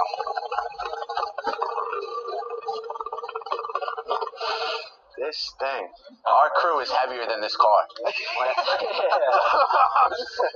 going on, man? How you doing, Chuck? Nice to meet you. I want to see this truck. Pop the hood. Yeah. It's literally, it's a junkyard motor. Yeah? It's always a junkyard. It is a junkyard motor. What? That's fucking cool. This guy's the man. All three of us will mile an hour real well in a quarter mile. So I don't really see the Lambo having a whole much of a shot with us three. So we're going to come down to who can get the car to leave the hardest. Okay. Did it actually come in there? Yeah. Just guess what color it is. It's gonna be white, yellow. Black. Oh, look who we got here. It looks chrome. Damn. Not a bad way to spend 500,000.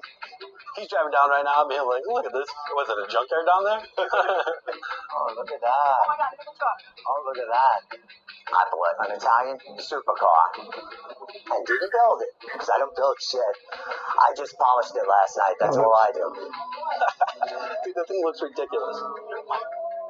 I've never wanted to gape someone more than that. What do you think's in your hands? Okay. Yeah, when I go home, I'm wrapping my Colt Chrome. Unfortunately, the wrap's going to cost more than my whole car. That's what I said. He's got more in a wrap than I did a whole truck. All right. Yeah, that thing's gonna blind you in the sun. I know. Is that illegal? I'm like, All right, dude. Look at that thing. He is going to be pissed later. Yes. You know, I wanted the name Team Shitbox.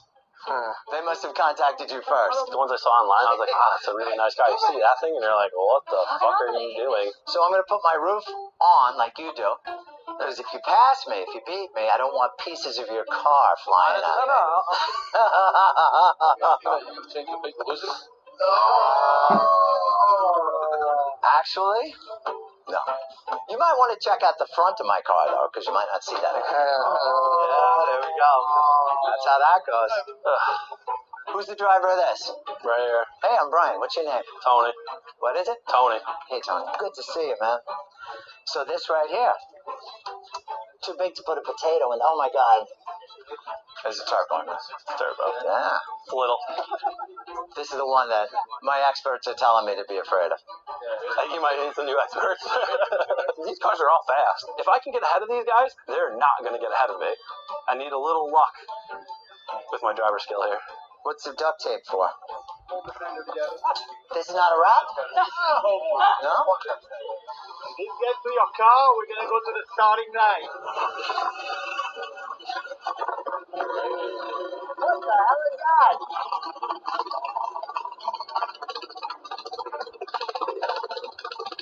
All that money. -7. I hope nothing flies off You- that thing and hits me. It's gonna be a whole bunch of tire smoke, and then you're gonna see this little white colt pulling head. Driving and feeling my truck right now, I am not worried about racing a supercar.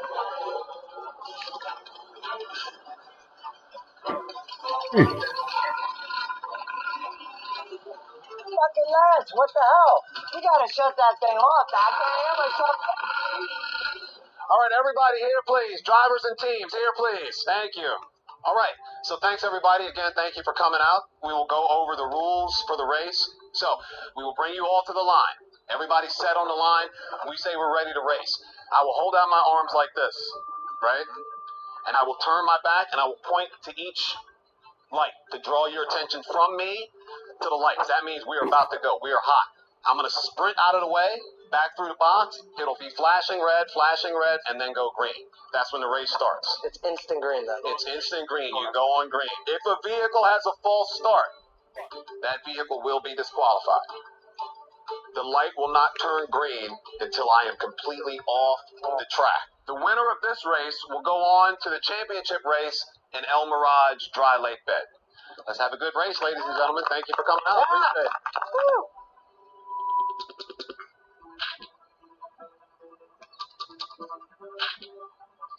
Want to check them tires real quick?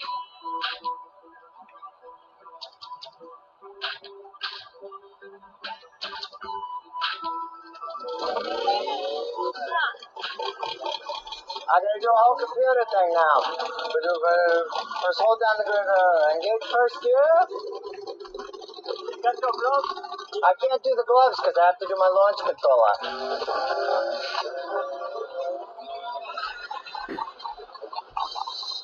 Okay, I'm going to bring you to the line. We're good? Alright, now that's it, man. Corsa, escape! The Lamborghini launch control has the car engaged at 4,500 RPM, and you feel the whole thing shaking. You live by or die by this system that they have in this car. The truck has a lot of meaning to me and my family.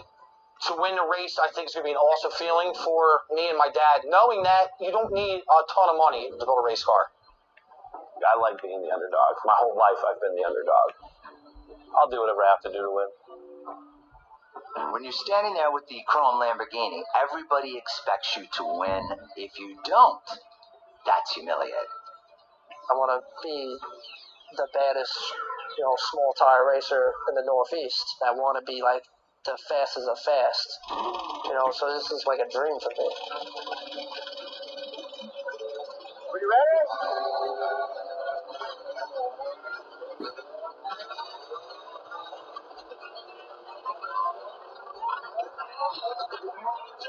Another two out, gone. Come on, bring it up, bring it up, bring it up, bring it up. Go!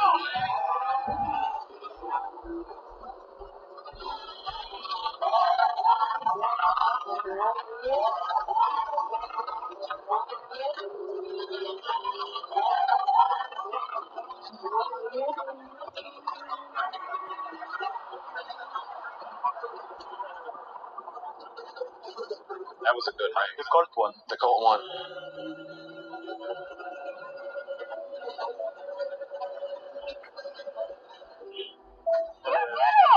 How bad did you drive around it? I did. I thought he hit the brakes. Yeah, buddy. Wait. This was a good combination of cars. It really was. Like, I'm just glad that I fucking kept it together and the cars stayed together. Like, I saw them go and I'm like, why'd they leave so early? It didn't make any sense to me. And I was like, I'm just gonna sit here and wait for my light to turn green. The truck just took off, and I'm just like, be calm, just keep driving, bang second, bang fucking third. And as soon as I hit fourth, they were just coming. I went by them pretty fast. I did. The underdog won.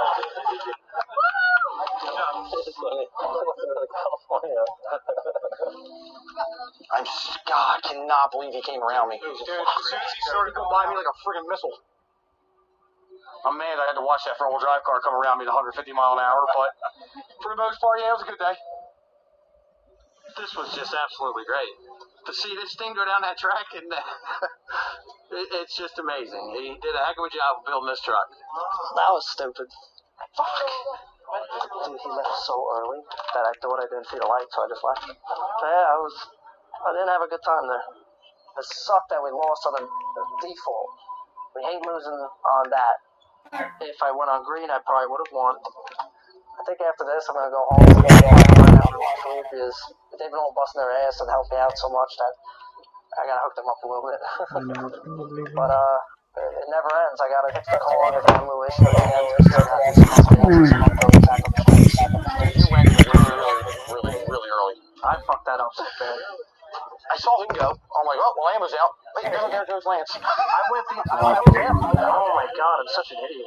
Did I almost mow you down? I'm sorry. I woke up this morning. I said, don't get killed. Good That's stuff, every man. day. I'm going to blame the equipment. I'm not a drag racer. I'm more of a rally driver. And I've never had to use a launch mode.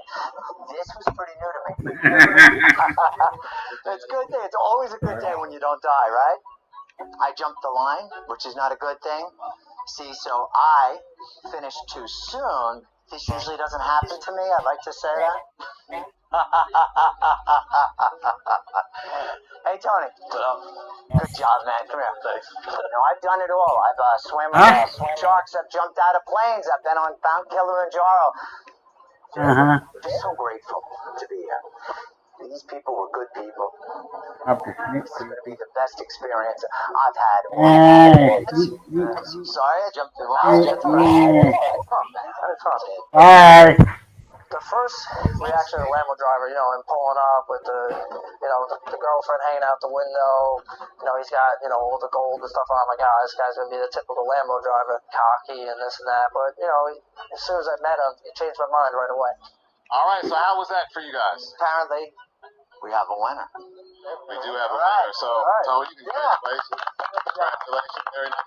I'm happy how the car is running. It's running absolutely perfect, and I'm happy that I won. I'm pretty happy. It's a good day.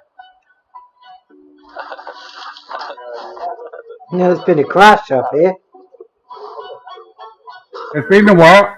Come and have a look at the cars on the road. Yeah? They're all lining up.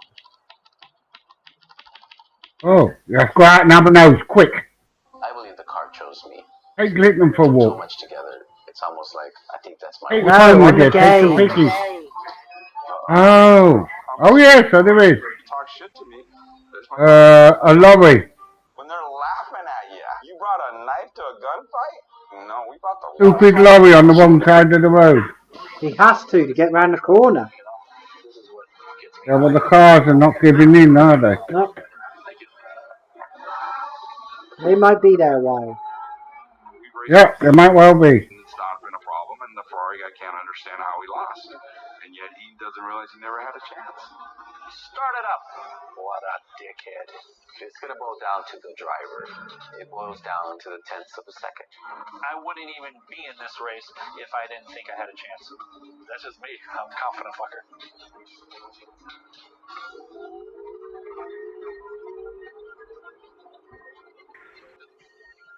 Ah.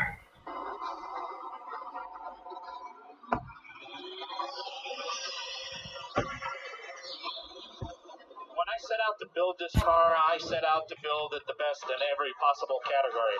The best paint, best interior, best motor. I never wanted to lose at anything, so I put in $150,000 in this car, and I made it the most powerful LT1 motor in the country. Back in 2004, my brother and I bought Red's Hydraulics.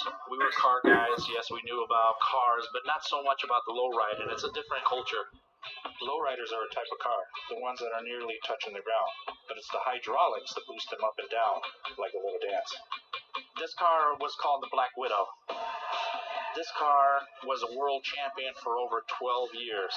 It would fly all four wheels off the ground as high as my forehead.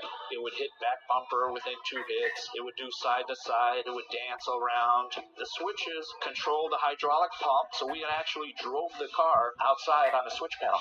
It's what made our company famous. We had this on the circuit for over 20 years, and I retired it.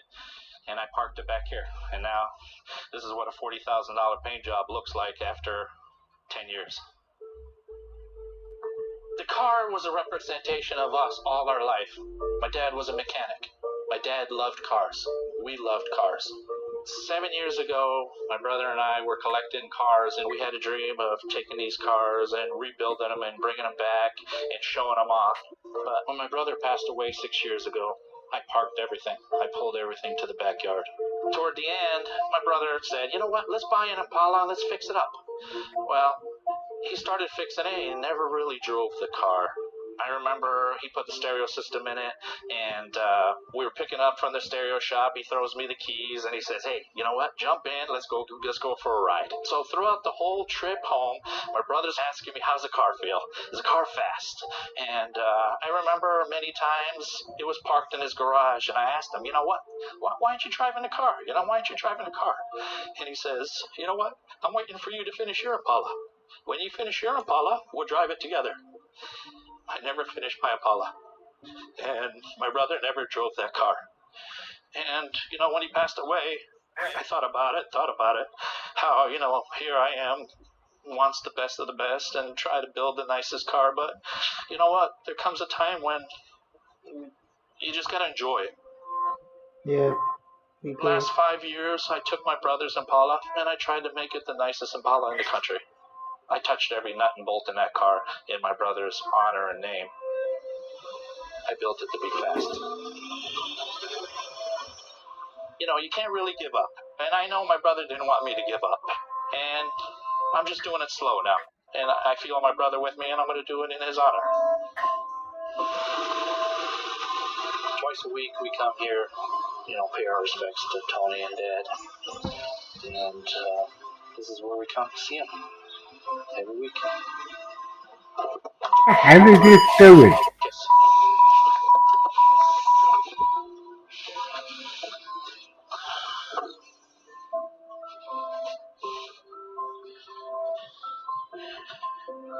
Tuesday I'm gonna race a Ferrari. I know I'm stupid, but you know what? It's a short life, and I love you. I'm having fun. I love you. I can't wait to see you guys. You know what? When I first built it, I brought the car here for my brother. And I sat on that bench and cried and tried to make sense into me, saying, you know what? You only live once, man. You only live once. And I'm doing this out of pride and honor, I have to win for my dad and brother Tony. It means a lot. You're missing quite a bit. Ah! What's going on? I don't know, you tell me. So is this like an interrogation? Do I need my lawyer? The story even began in Burbank. When I was little, we had a neighbor that worked on cars, and I was always with him, helping him out, and he was really cool, and I enjoyed doing it. And then when we went to Burbank, we went to Van Nuys Boulevard, and Van Nuys Boulevard was just happening. It was like nothing you ever saw. The cars were amazing. The people were amazing. We had a lot of fun, and we were 12, 13, 14 years old going down there. The first car I got was a V8 Vega. I crashed it not too soon after I got it because it was just a handful. Learned about cars the hard way by putting that car back together.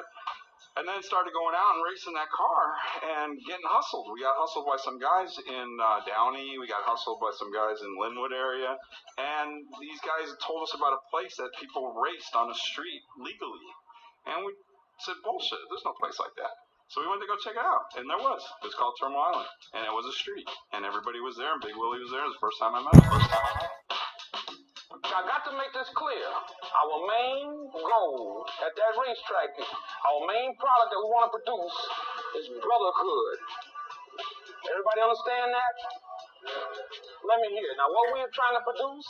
All right. Willie's thing was don't fight each other with guns, knives, or fists. Take each other on with your cars. And it could be your cars, foot race, motorcycles, whatever. And then you come back and do it again. So a lot of guys would stop gangbanging. They'd stop, it was an amazing place. Crime in Los Angeles went down 60%. All of a sudden, there was no drive-by shootings anymore. Now, Turmoil Island's gone. We're fighting for a safer place to street race. You've only only got a few members here, but this is family. This is where family is, and family begins, and we all act like family. We have our problems, we have our disputes, and at the same time, we all love each other. You know, we're all about brotherhood, which means friendship. We don't care what nationality you are, whether you're white, black, green, purple, red. Cars bring us all together. Everybody took on something to do and made it their project in helping Willie do what he had to do. And then he got sick, and he didn't want to be around anymore, and we couldn't change that. And sad part was, he ended up passing away. Sorry.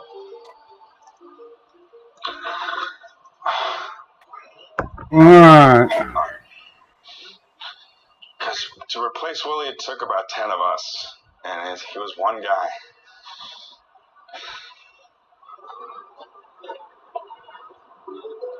I've got a 1984 Cutlass. The model is POS, which stands for piece of shit. This car here, we found it literally at a saved a bunch of money. So when we went to go look at this car, we had to get the sheriffs to evict the family of cats that were living in there. And surprisingly, they were living next door to some rats. So I don't know how that worked. So we had to get rid of those guys too. So we cleaned this thing out as best as we could, and there's just a lot of stuff in there that was rusted. It had been sitting out and not protected. So we had a lot of things, hoses, brake lines, tires. I mean, just a lot of stuff that gets ruined with age just from sitting. We got zip ties for this car. A lot of stuff's just held on just to make it look like it's held on. Some of the stuff has flown off when we ran the car before, because these are old plastics and they're brittle and they're falling off, so the chrome's coming off of it. And then we got our little setup to hold the trunk open because, like I said, it's an old car, nothing in it works. And then we took this thing because nobody'd be afraid of it, and we upgraded it to a car now that'll do 135 miles an hour at least. And basically hurt a lot of people's feelings because it's such an ugly old car. They wouldn't expect it to be that fast. Sleepers are more or less cars that you just don't expect. A car that you look at saying that can't be that fast. I mean, when a guy spends $500,000 or $250,000 on a car, he knows what he's getting. But when he puts it up against a car that looks like it's only worth $500, they don't know what to expect from it. But people like it because it's just such a surprise. You're just going, where did that come from? And the car, you know, all of a sudden you got a wolf in sheep's clothing, and it comes out of nowhere. You woke up the beast. I consider myself a car guy. Oops, sorry.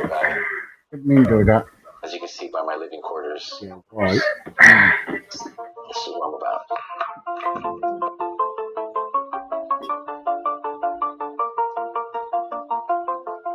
So when you get bit by the car bug, it's just something that you can't get rid of. I can't explain it, but it's just by owning the car itself, you have this feeling of pleasure. You know, this is what you love. And you come out here and look at it, and it just makes you, I don't know, it just gives me pleasure. Almost like a car hoarder, if you want to call it that. I also just keep everything that I take off a car, you know. I store it here. This is my organized mess. I know where everything is at. I know what I have. I have everything here from 1930s to 1950s, from Japanese parts to go-kart parts. I mean, you name it. There's so much stuff. Turbo piping. Jeez, I mean, I can tell you where all this stuff is.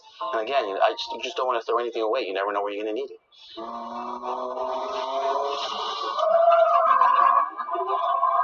Now, the way I got into drifting was I met other people at car shows that introduced me to Japanese videos on drifting. And I thought it was fascinating, so I gave it a shot.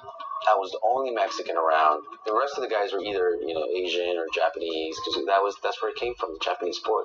And I'm a very competitive type of guy, so I said, hey, if these guys can do it, I'm going to do it. To me, drifting is a balance. It takes skill. It takes the amount of gas, the amount of pedal you want to put into it, braking, steering angle. All that has to be perfect for your car to slide the way you want it to slide. So I've had the car bug all my life. Oops. So it's a heart. You need to neutral. My turbo is powering the heart.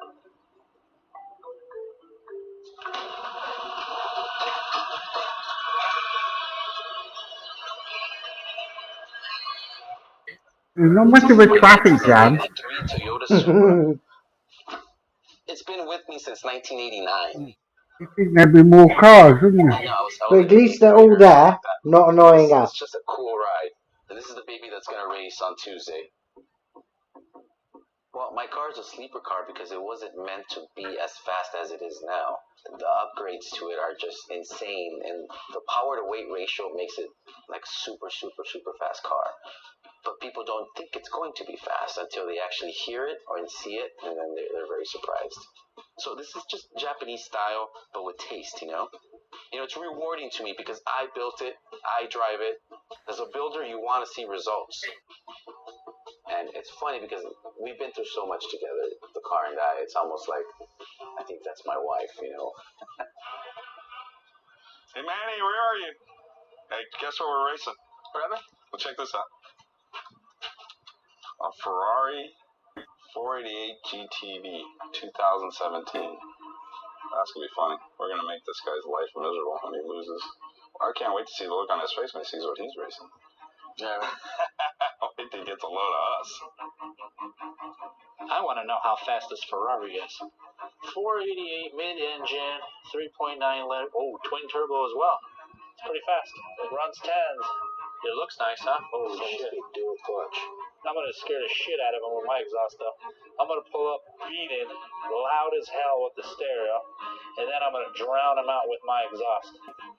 Who is this guy? Let's just say he's this billionaire who owns this Ferrari. He probably bought it yesterday. You know, and he said, "Hey, you know, I'm down to race whatever you want." Let's just hope that that's what he did. Right.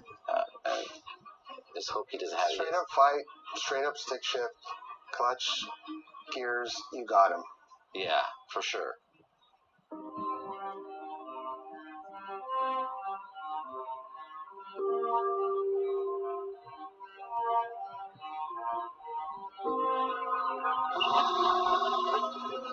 This was the car that I never thought I would have, so it's very special to me, and I treat it very well, and puts me in a great mood. Every time I hear it start up, I love the sound.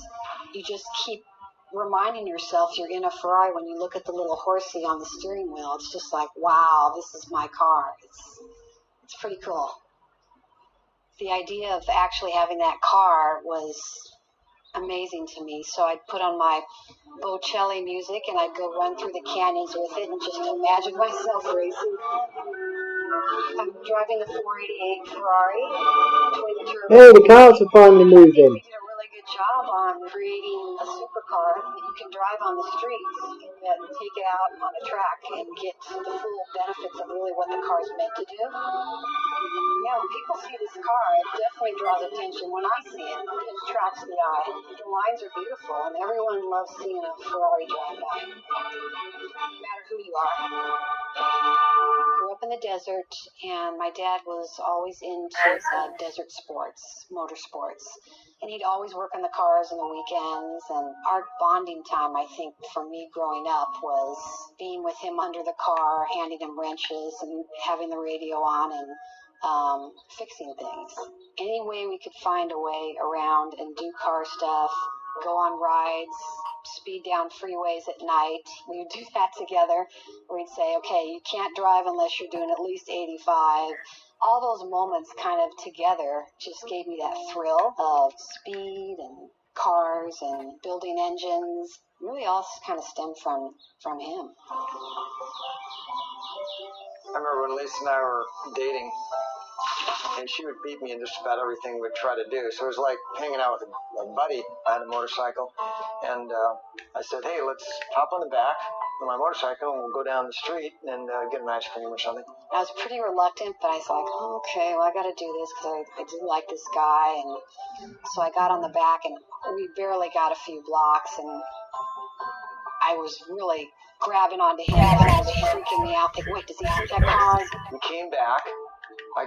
She got off the motorcycle. I got off the motorcycle, took off her helmet, or I took mine off, and I said, So I was pretty good, right? I mean, do you feel good about the riding on the back? She goes, no, it still scares me to death. I said, well, can I jump on?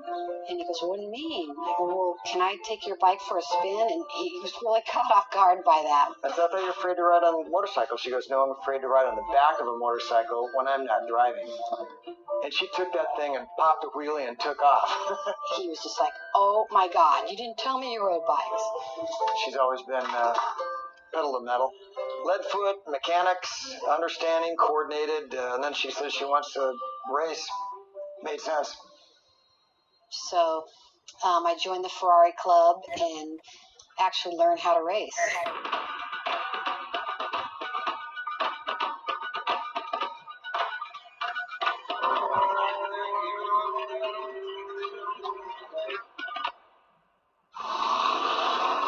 These cars have been thought out and blueprinted out beyond genius level. So to see a sweeper off the gun next to this car on a drag race, quarter-mile straightaway, that's going to be really interesting to see what you can put together to go up against one of these.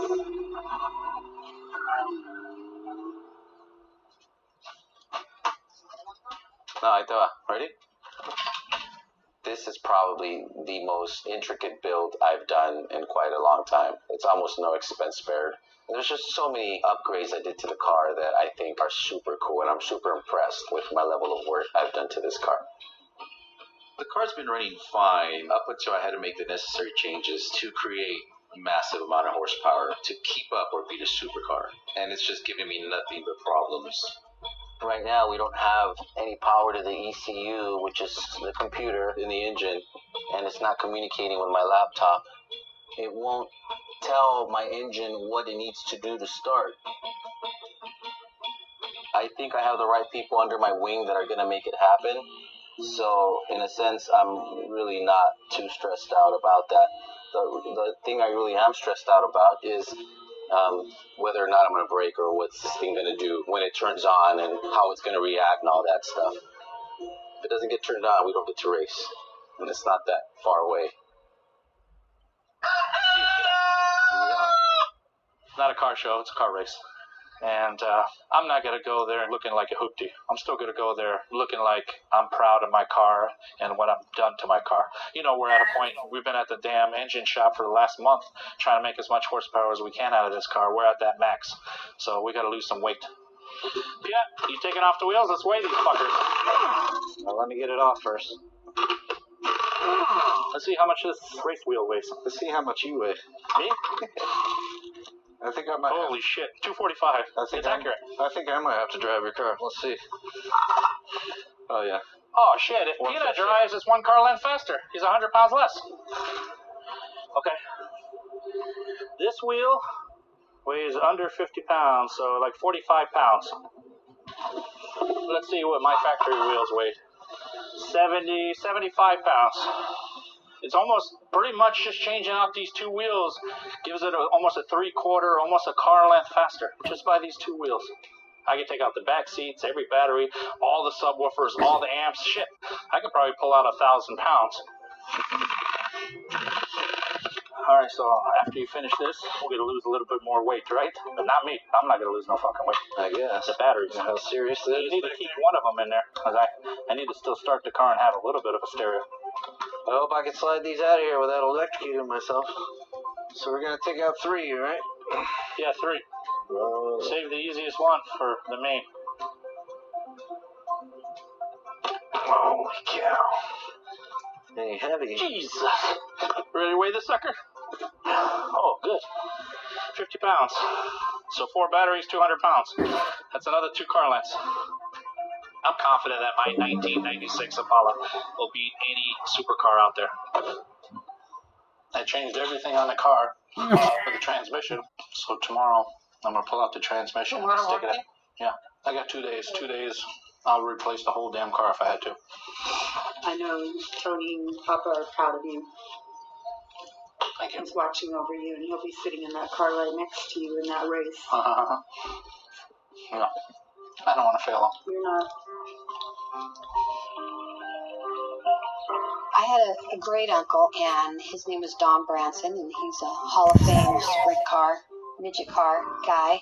He also did some Formula One, and he was racing with Mario Andretti's partner, Dick Atkins. They crashed, and both of them were killed. I actually spoke to Mario about that, and yeah, he was just like, Lisa, I was there. I was racing that day. It was one of our saddest days in racing. You know, really dangerous back then. Those days, not a lot of safety in the cars, and not a lot of safe gear, and those cars were, I mean, those guys were going 150 for sure, so it was pretty sad.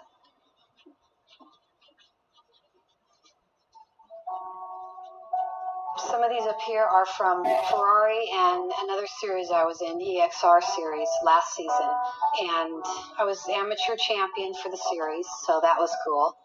So I earned the most points for that in all the races. And these were the different tracks that I received. One was Spring Mountain, that's in Nevada, Sonoma, Fontana, and Laguna Seca. I mean, having these around keeps me in that mindset of knowing all that hard work that I love to do really paid off for me, and it's just a good reminder. And I like my daughters seeing it too. I think it's good inspiration for them to see that, yeah, Mom, she's always at the track, but look, it's worth it. I will give it my all. I'm really excited, and I absolutely want to win. I talk a big game, but the reality is the Cutlass is not running. And it's really, really getting to me. It's starting to piss me off. None of this stuff was designed for this car. None of this stuff was made to fit for this car. And we're not engineers, and we're making it fit. That's our problem. I mean, it's not a little it don't close. It don't close at all. This is a Frankenstein. It's going to look like Frankenstein. All we need to do is put the bolts on the side of the car to match a Frankenstein. Hey, Johnny's here. Close the hood.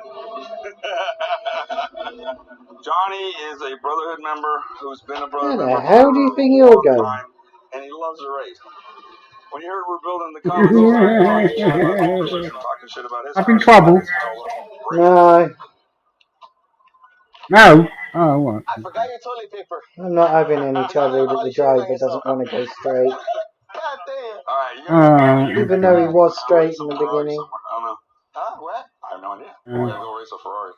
You're gonna be on my side that night. You're gonna be talking for me. His tires cost more than the car. I believe that. It's true. I think my Jordans cost more than your car. Because besides the Ferrari kicking your ass, I'm gonna kick you in the ass. No, you better not lose. I'm not losing a Ferrari. I'd rather lose to you than a Ferrari. I bet you anything I can start this car in 2 seconds. I bet you could.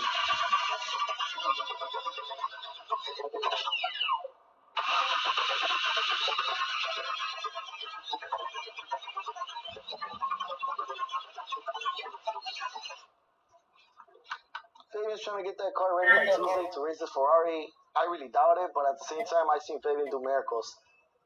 Fuel pump ain't cutting on. Can't even hear it. I feel extremely defeated and frustrated, but I'm not going to let it get the best of me, but it's starting to. So it's pissing me off. And we're not happy. We got to get this thing fixed. We like being heroes, don't like being zeros. $25, can't go wrong, huh? Can't go wrong with $25. Ah, look at that for skill. He knows a lot about It's not skill if you made me stop. So he's gonna check the ECU and see what's going on. Stop, I didn't. We can get this thing fired up. And we're gonna connect this cool scope that Right, that's all of it, isn't it? about $1 million. How much does it cost exactly for Like 10 grand. 10 grand. All right, so let's start there. Slice this over. Slide it over. Some heat shrink. Empty.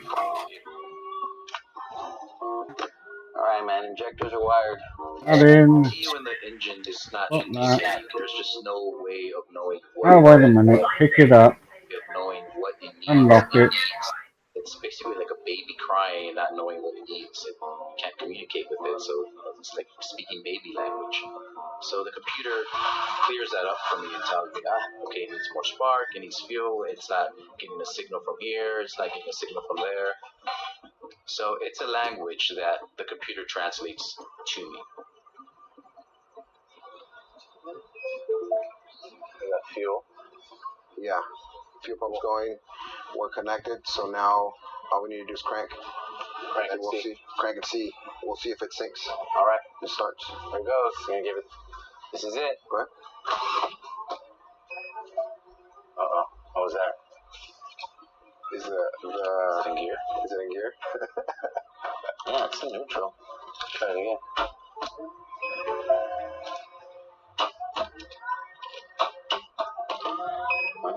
It's like stuck on the trans or something. Right now, at this point, I can't even think what else I can do. I just have to get it running.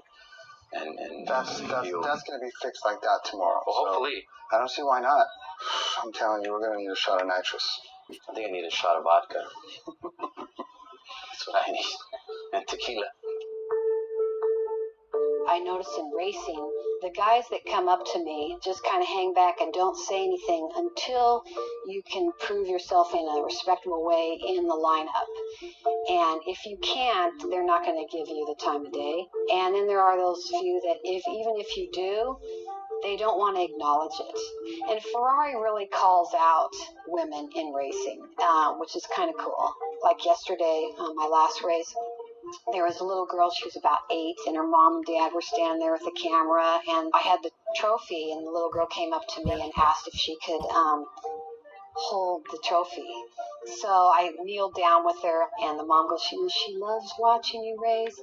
It's moments like that where you're like, if I can just make that little girl feel like, hey, I'm a girl and I'm doing this, you can do the same. It's a great feeling. When I pull up on race day, I'm sure the guys are going to be just like, okay. They'll be seeing a Ferrari and expecting a man, but they'll be shocked when they see me.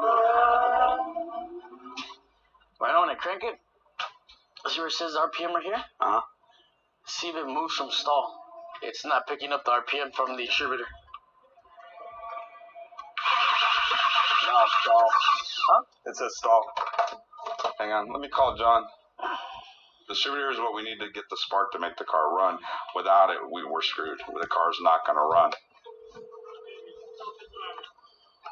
Hey, John, quick question. Can I use this distributor you got in the shop? Our distributor took a shit.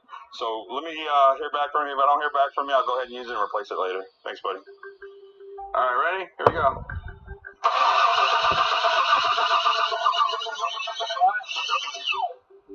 Go again. There you go. One more time. Something ain't right. You got no power. Huh? No power. Turn it on. Because the reading's already clicking as a reading it. Yeah, no sparks. For the last few weeks, we've been working on this car. Everything that could go wrong on this car has gone wrong. We got the car to start. It was running good. It was running great. Now we got everything to do all over again because we can't figure out what's wrong with the car. Ready? Yeah. Again? Yeah.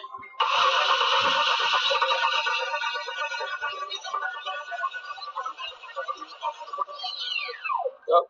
One more time? Yeah.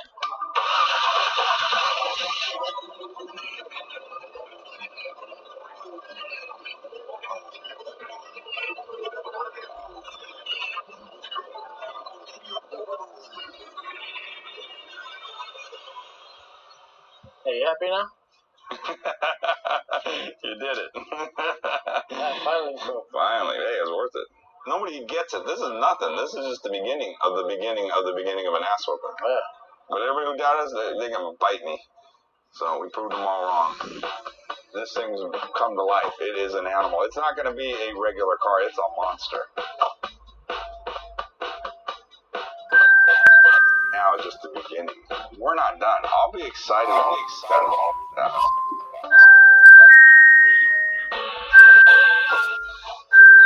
Looking at what we've done so far, the 3 batteries, little odds ends, we saved a little over 300 pounds. With me in it, it's 5450. This is a 5,500 pound car. But it's 3 car lengths faster than we were, so we're heading in a positive direction. Everything ready? Yeah. Cross your fingers.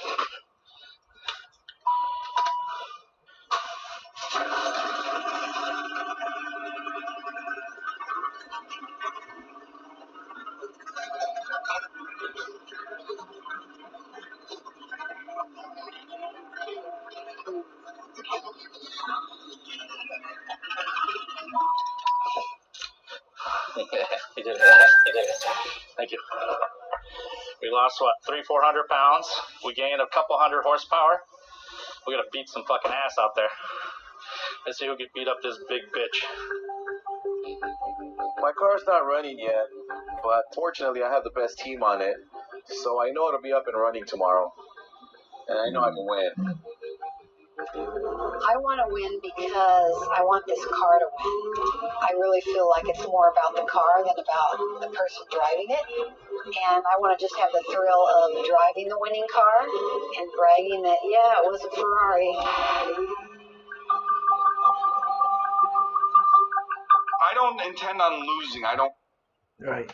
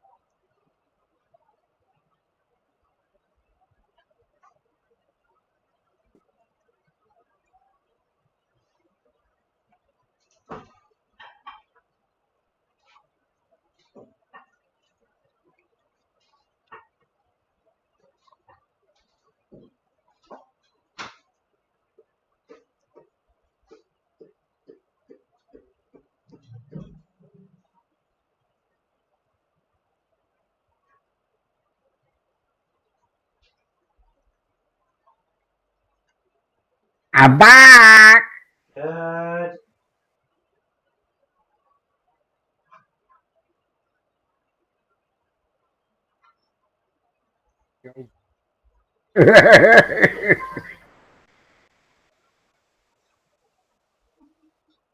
Uh, let me see. What do I want? Speed it up. Might be a good idea. Engine. Buddy. What's this tractor doing here? Ooh, traffic. Okay.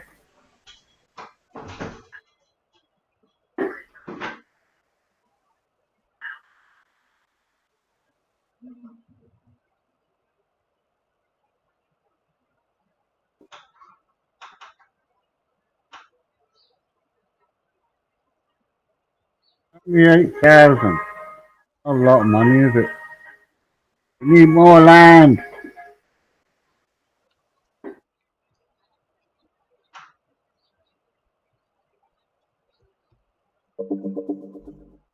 Try pressing that button.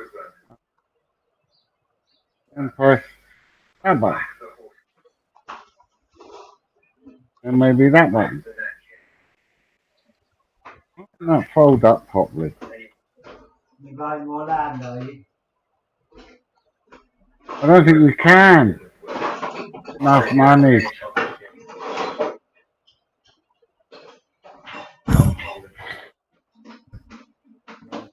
$16. 78,000. Ooh.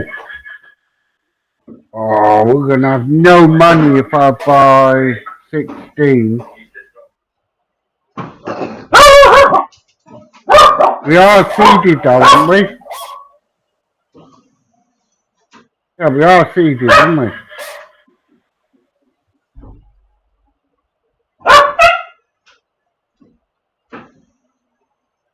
So if we all seeded, we'll buy 16.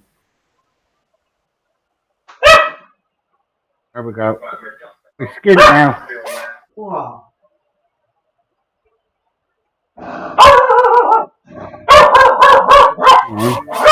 What's on 16?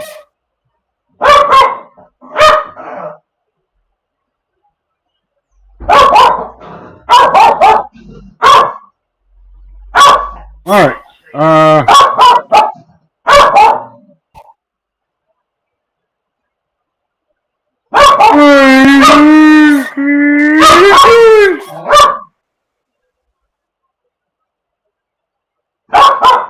All on my own.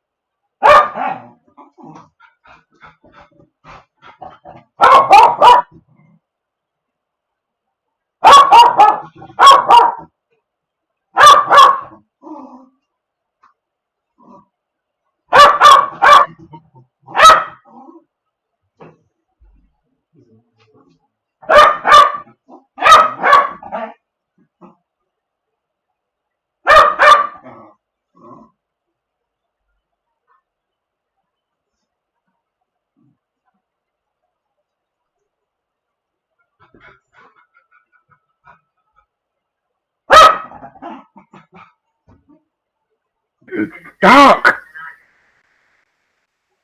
See.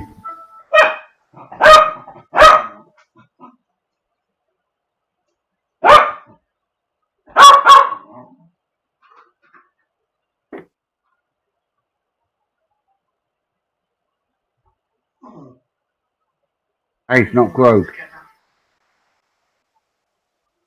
Oh. I know there's a field that is growth.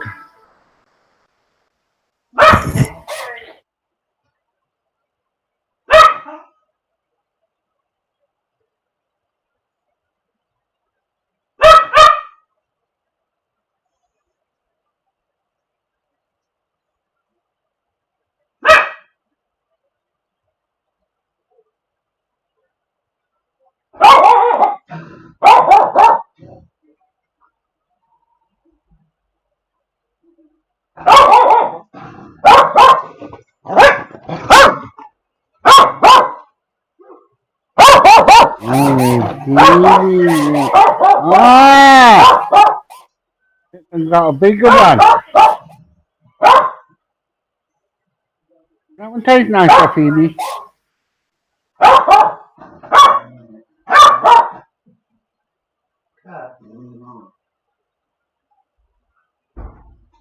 We better swap you around soon.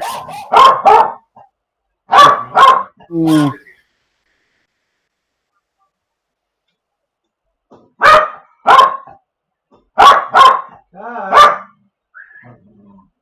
No.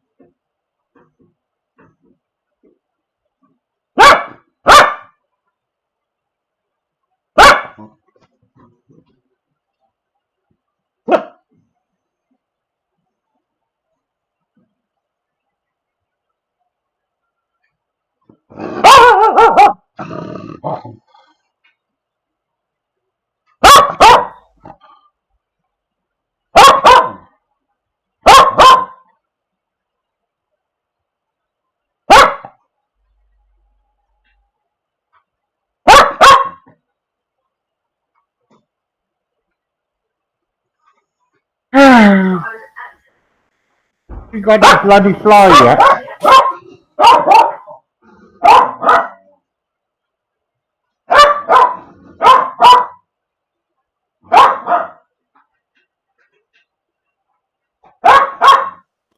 Happy, we're getting excited.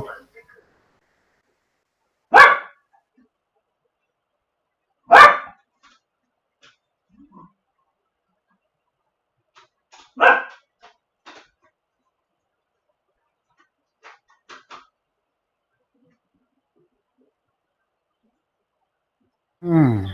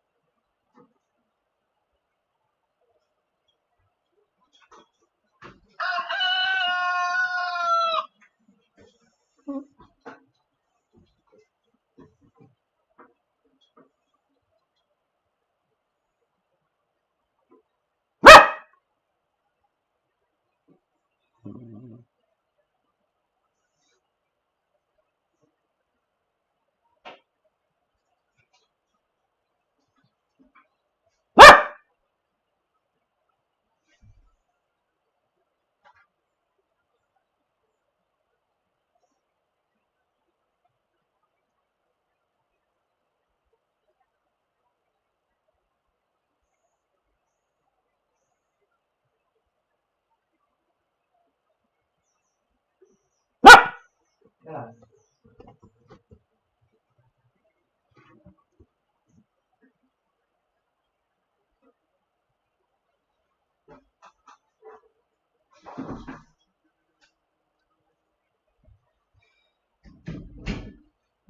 Pete.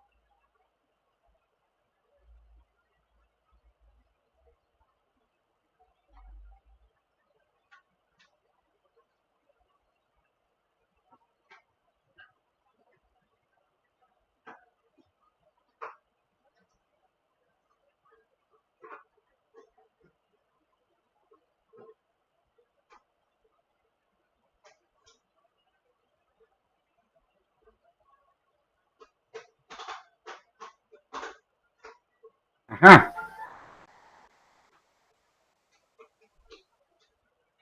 Right.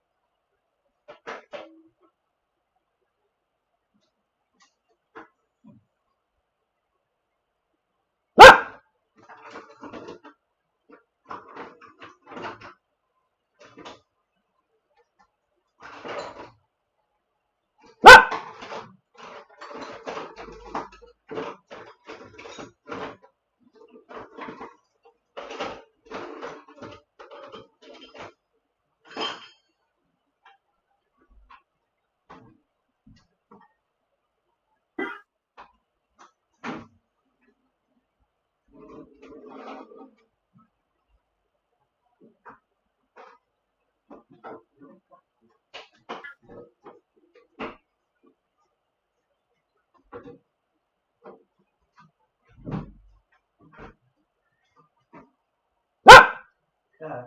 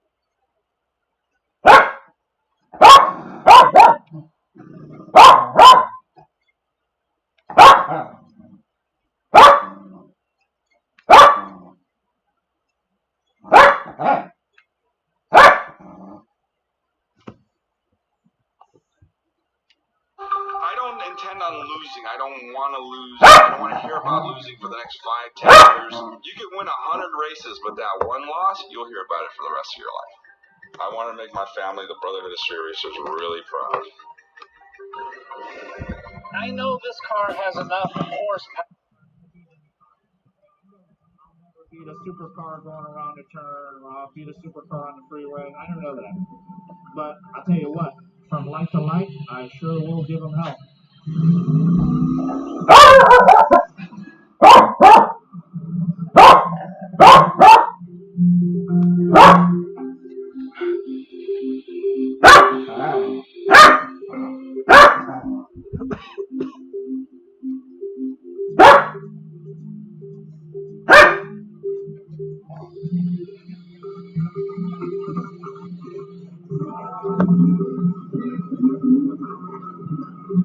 You know what? We made it. I'm happy I'm here. You know, I'm happy. Somebody beats me, I'm going to give them a big hug, congratulate them, because I know what it's going to take to beat this car. Looks like we got a fellow lowrider. We've been at this all night long. We got Frankenstein going, and now Frankenstein's going to terrorize the village. This guy might have tricks. I like his style though. That thing passes inspection. Jesus. I want to shake this guy's hand. This is a sleeper. How you doing? Doing good, I guess, dude. Good. Like your Paul. No, man. I love what you got. The nice touches you've done to this thing. I'm Scott. Nice to meet you. Yeah, it's literally a throwaway car. That's nice. It's a nice throwaway sleeper. What the fuck is that? What's up with that? Whoa. That thing is badass. That's a sleeper. He doesn't want to start it. He doesn't want us to hear it. What a badass. Dude, this guy's total sleeper mode. What a... Start it up! No, because if I remember rightly, he hasn't started his car to get off the trailer for a reason. Take a look at Team Celica. Peanut, Javier. Scott, nice to meet you. Nice to meet you. Nice to meet you, man. Man, you guys didn't even want to start it for us, huh? Oh, you guys are good. It's stock. It's just I see it. They don't know that it actually has some issues, so I'm just going to keep toying with them. I don't know of anybody else around here. You know, it's I lost connection.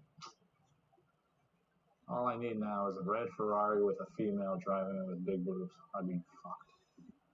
No chance. If it's yellow and a guy, you got him.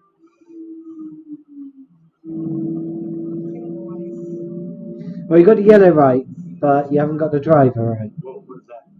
Oh, we're in good shape, boys. It's yellow. With a fucking Rolls Royce behind it. What a sick bastard. It's a girl driving. Oh, you didn't get beat by a girl. Oh, no, I'm driving. Well, it's yellow, so I had a mental block about red, so I'm feeling good. Let's hope it's not a female. Oh my God. Jesus Christ. I knew it. I felt it. You know, I felt it. Yellow and a female. Oh my God. I swear if I lose. Yeah. We should all hug her. I'm throw up. Hi, I'm Lisa. I'm Scott. Scott, nice to meet you. I'm Fabian. Nice to meet you. Fabian? Yeah. Nice to meet you. So you guys had fun today? Yeah, a lot of fun. What you do? Retail it, wax Job it? is going to be a lot more fun than what mine was. I didn't have to do much. I know you didn't have to do much. You I had to took it just the car shine wash. it. Yeah. Yeah.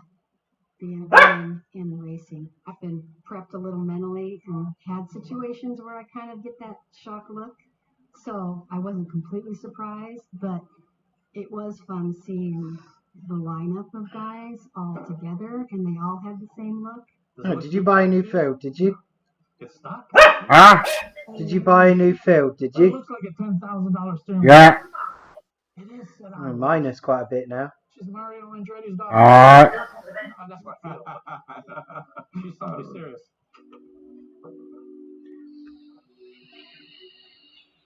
We'll soon fix It's that. just not part of my life.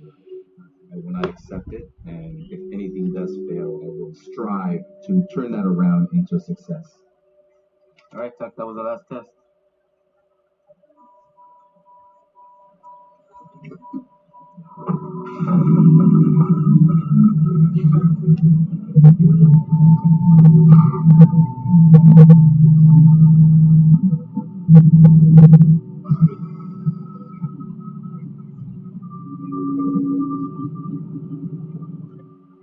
Before we get into the drivers meeting, I want to unfortunately mention that one of our competitors was unable to run today. Sometimes you do everything right, do everything you can, and you can't run. The reality of this was that we had big issues and big problems, and that was that the ECU, the computer for the vehicle, was just fried. Therefore, it's that's not a even shame. powering anything in the vehicle anymore. It's like cutting your head off. That's a shame. And if I could just I prove was quite looking to forward to everybody seeing how and he my does. brother that I could beat a Ferrari, it'd be so beautiful. They're not going to intimidate me. They're not going to be in my head at all. I'm going to be worried about me and this car, and that's where I'm going to be racing. I'm going to be racing myself, and that's how I do it. This is completely out of my realm. I've never done drag racing, so I'm really looking forward to this experience. We represent budget. We represent anybody can do it.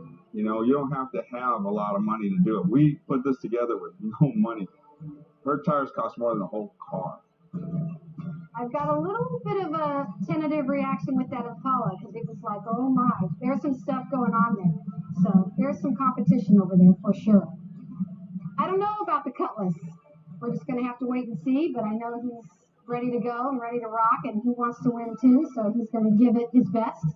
We're going to race her and the car, and that's the thing. If we have a Ferrari with an okay driver, we're going to slaughter it. But if we got a Ferrari with a good driver, it's going to be a race. I'm going to go for a throw just like she's any other man. I'm not going to think male, female. I'm going to go after her.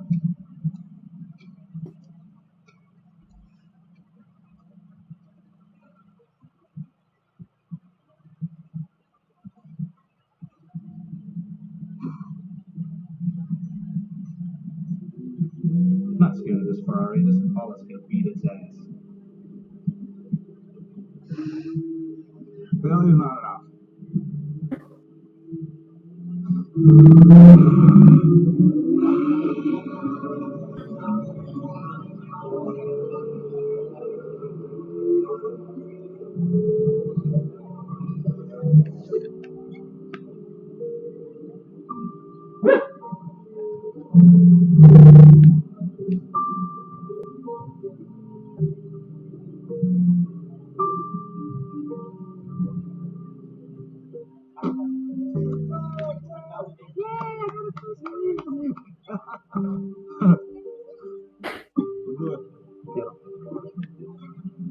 Hey, baby.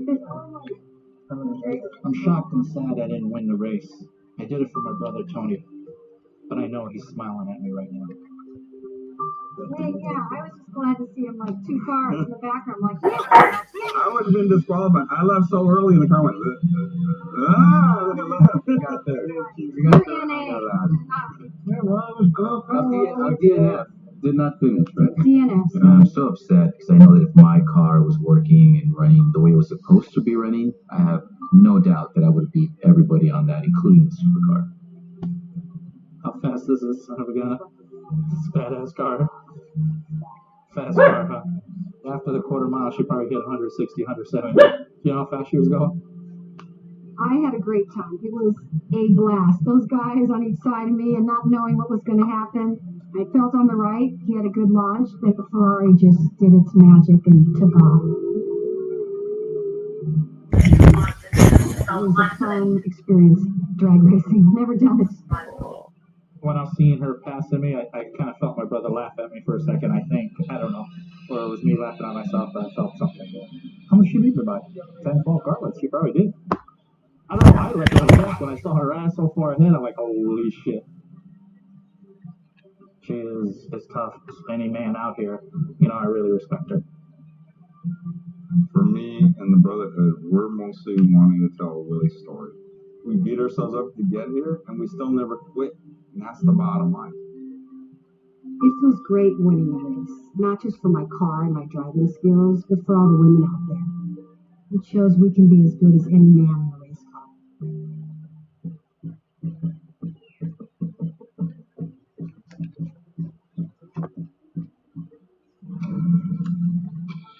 Racing, it's our drug. What's going through my mind when I'm on the starting line is I'm wondering how much power the guy next to me has and if he's going to be able to put it to the ground. I think supercars are for rich people. You can go buy 100 of them. I got a unique, different vehicle, it's from Detroit, built Detroit. $250,000 car racing 3 yo-yos like myself from the street. You know, that feeling of when you saw your child for the first time, that feeling inside, that's the feeling I get when I'm in the National. It's exciting for me to race the parts that I make. Oh yes, Mr. Van Van. Whiz machine connected. Come on, you gotta go. We gotta go. Oh, you call me now. Hey, I don't give a fuck. What you gonna do about it? I rep in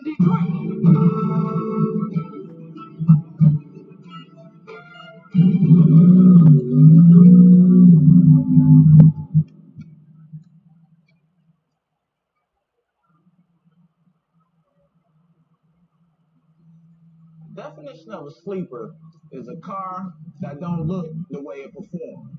Look like your grandma can drive it, your auntie, Aunt Betty can drive it to the grocery store, but when you let it rip, it'll blow your mind.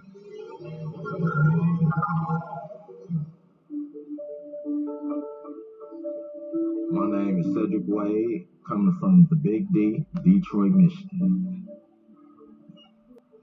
I work in the automotive seating plant, where we all know Detroit is the automotive hub of the world.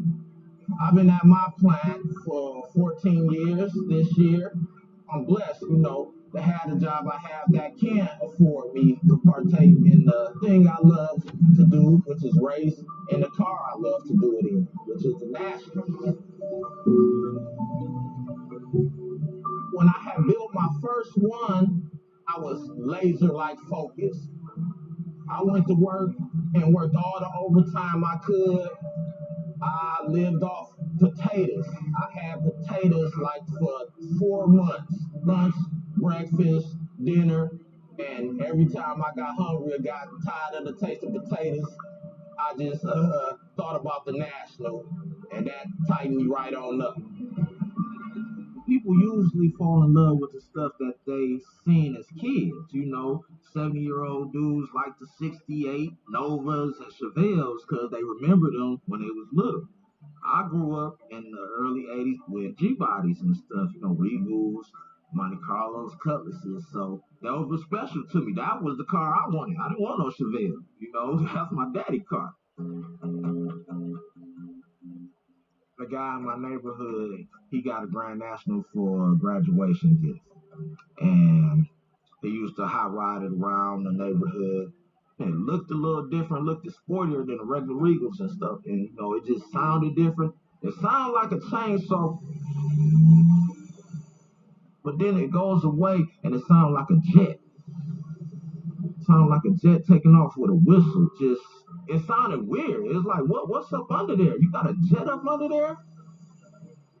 I just got infatuated. So that's what made me, I'm like, hey, I gotta get one.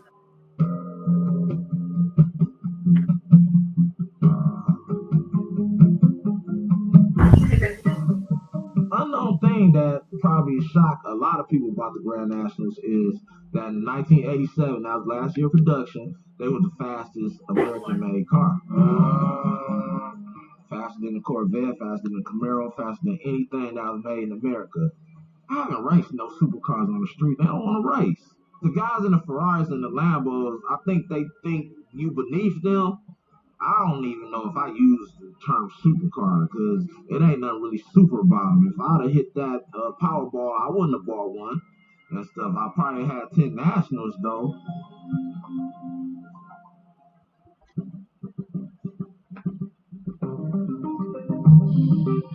My name is Nick. I'm 30 years old. I'm from Royal Oak, Michigan. and I have a McLaren MP4. Most people ask, what kind of car is that? Because over here in Michigan, there's about 3 or 4 McLarens in the entire state. You know, I always dreamed and wished that I would have a car like this when I was growing up, but it's a high hurdle, so I don't know if I really believe it. I was always into cars. You know, I'd be one of those little kids on the side of the road giving the thumbs up, you know, waving to the cool car that was going by. You know, I had always dreamed that I'd be able to drive cars like this, you know, and I think that part of that passion is what's driven me to be an entrepreneur and just kind of go after what I want. Maybe it was because I saw how hard my parents worked, 9 to 5, every day. As I started college, I was around a bunch of entrepreneurs. I started my own company at that point, and I started another company when I was 28, and it's fortunately afforded me the ability to buy the toys that I like and live the type of lifestyle I like. I want the next step. I want to be taller than you. You're like an inch taller than me, aren't you? I'm not. What are you? I think I'm 5'8 1/4. I don't think that being monogamous for me particularly is the right move because I want the ability to go wherever I want, do whatever I want, date whoever I want. If I'm in a monogamous relationship, I feel like I can't do that. You guys got enough room in there? Yeah. Well, I like a lot of things about the McLaren, but I think that what I love most is that its entire anatomy is built around F1 racing. It's built off a carbon fiber monobody, meaning kind of where I'm sitting right now is one autoclaved carbon fiber shell, and the shaft is built off that shell, the same way that it would be on a Formula One car or any other high-end track racing car, to really give the car a feel of incredible stability. When I was coming here on the freeway, and there was a Camaro, and you know, he came up and he was hitting the gas, screwing with me a little bit, right? And I was like, Camaro, you know, I'm in a McLaren, and I don't know, man. I don't know if it's even worth the ticket. So I was like, fuck it, you know. Downshifted to third on the freeway and hit it, and he had some power, you know, because he was there with me for a second, but that McLaren, it pulls away because it just slips right through the air. It's not the right thing, you know, with my 56 speeding tickets, I probably shouldn't engage in that type of thing. How are you still driving with 56 speeding tickets? Good lawyers.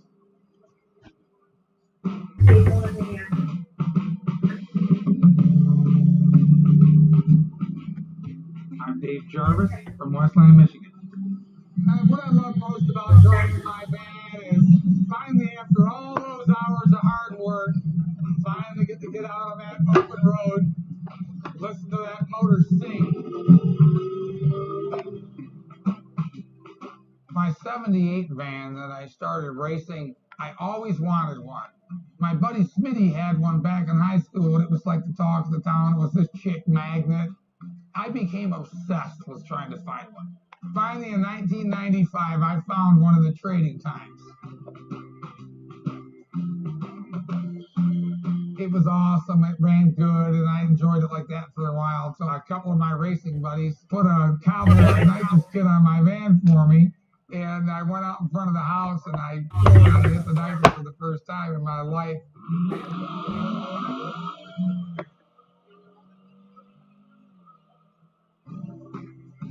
To experience nitrous is, you'll just never forget it. It hooked me like no other at that point. I said, wow.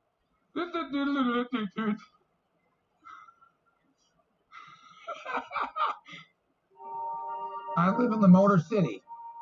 Grew up here my entire life. My dad worked at Ford Motor Company till he passed. I love being around the auto industry. I'm a manual machinist. I make parts by hand. I work on a lot of race cars. A lot of them, you guys.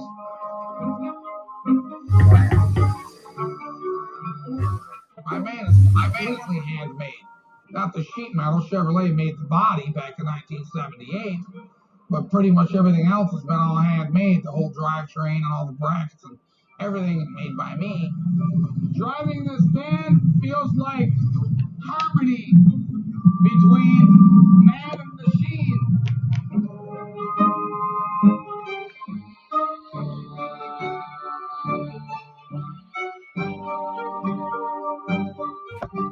I started messing with a thing in 1995. I got it for $1,500, and now there's God knows how much money, 80 grand or more in it, almost thousands of hours of work over all these years. And it just can't be replaced. It makes me nervous. I hope nothing ever happens to it.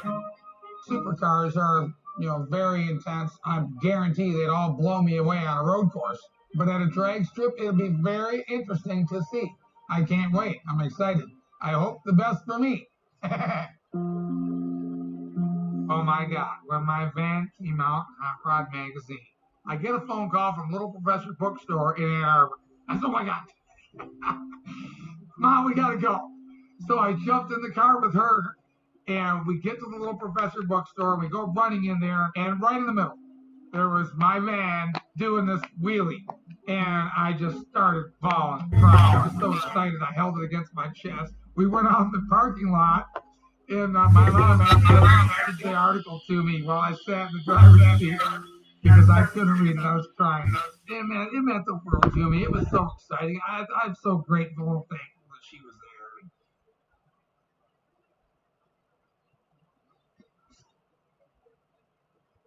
This is the bits I hate on this show. When the guys go up to struggle. My mom was awesome.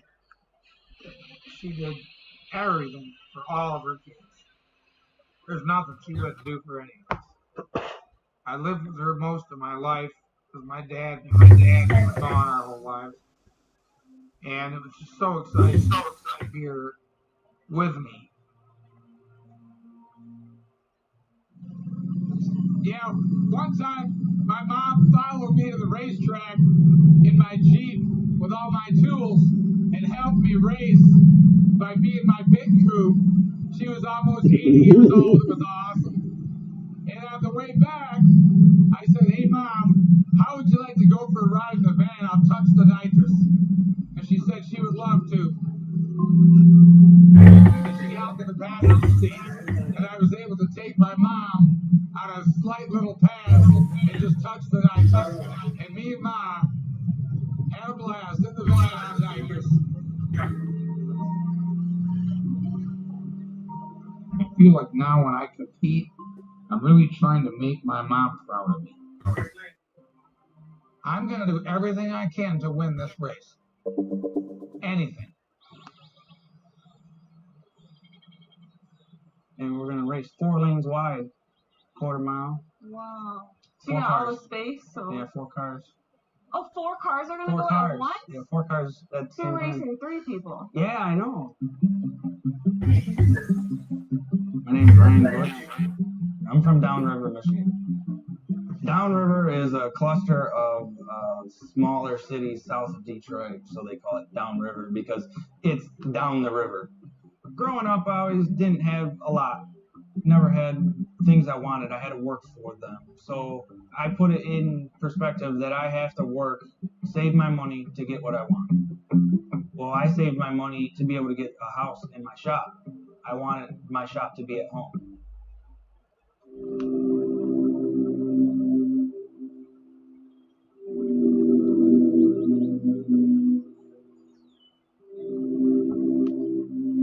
We met their friends, and then we were just kind of started hanging out after that and decided that we liked each other and kind of make that a thing. And after that, I don't think you took me on a date after that. What?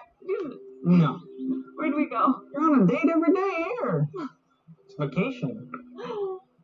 Yeah.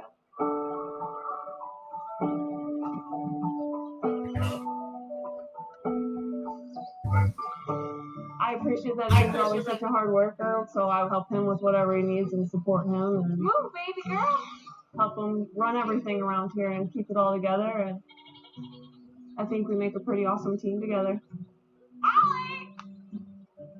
Mama! Come here!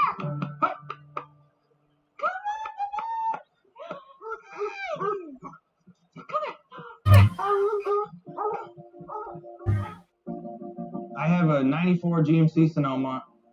I built it about 10 years ago and been working it It has a 3.8 liter Grand National motor and a twin turbo. All Grand Nationals are single horsepower, single cycle front with twin turbo. It has a 400 trans manual valve body, so you got to shift it. The motor makes about 1,500 horsepower. It used to be an 8-second truck, and I built the truck to drive it on the street. I think you should be able to drive a sleeper car. If you don't drive your sleeper car around, it's not a sleeper car. It's a race car. Everybody I take for a ride, they're like one person, they like blacked out. People hold their breath. People try to grab me, and I'll smack them out of the way. Like, people get scared. One of my sayings is, if I put $100 on my dashboard and you can grab it, you can keep it, but you gotta wait until I take off. So sure as shit.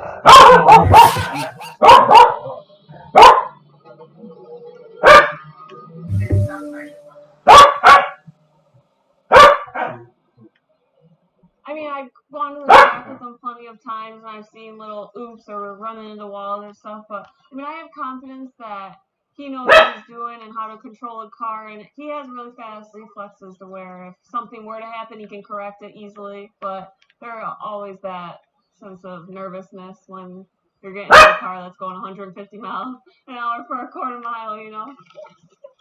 Oh, okay. Come on! You think you're gonna win? Oh yeah, I'm gonna win. You're gonna win for sure. Losing's not an option. Winning, we're gonna win.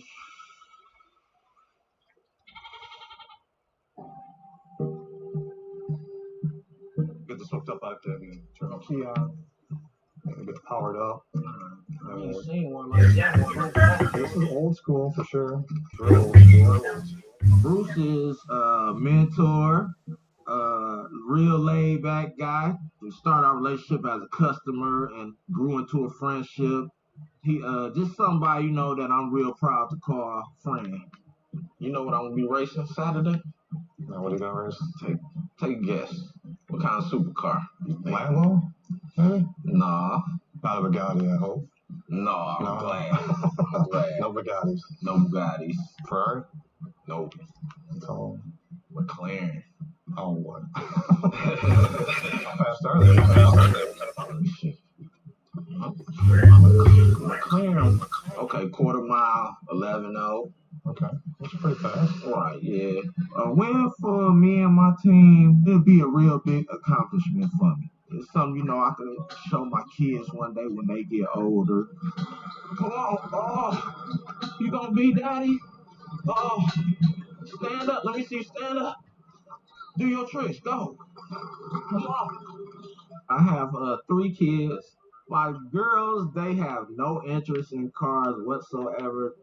But Marco, he likes it. He likes it, so yeah, I'm passing the Grand National Guard. My son. Because he know that's gonna be his. He always gonna say, "Daddy, what you want?" Having fun, are we? Car? Yeah. I'll say, "Yep." Uh-huh. As soon as he gets probably 14, he'll be able to drive on the track and stuff like that with some special training and stuff. So I might have to go get me another one and stuff, because they're like, Dad, watch it. This mine. He's gonna love hearing his national beat a supercar.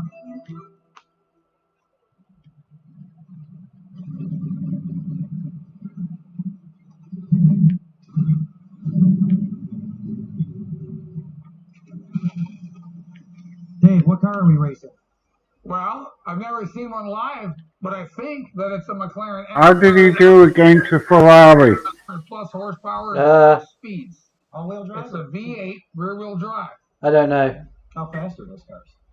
200 miles. That was ages ago, the We're going Ferrari. 4 miles from a dig.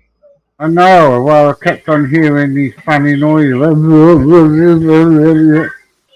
What it is to show, which is about sleepers cars. Hey? It's a show. Might be what I need. Hold on.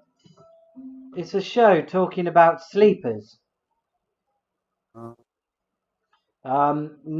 they're doing is they're seeing if the sleepers are better than a supercar.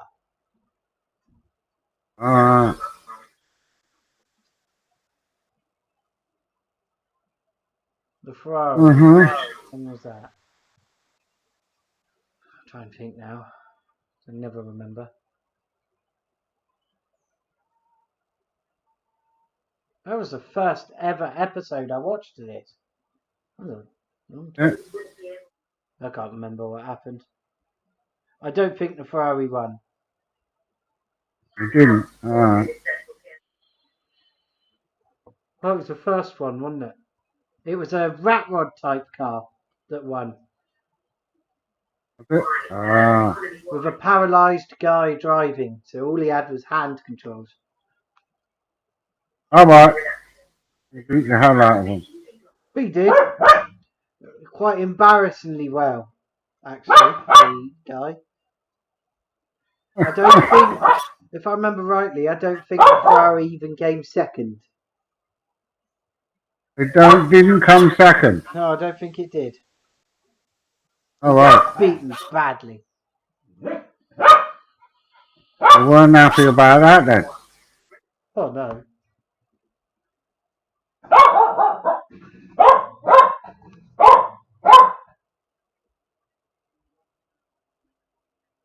What's the time?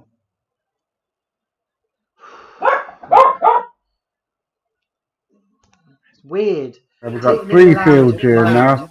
At this time of night, and it's still sunny. Lovely, isn't it? You'll be outside, not here. I miss it being dark.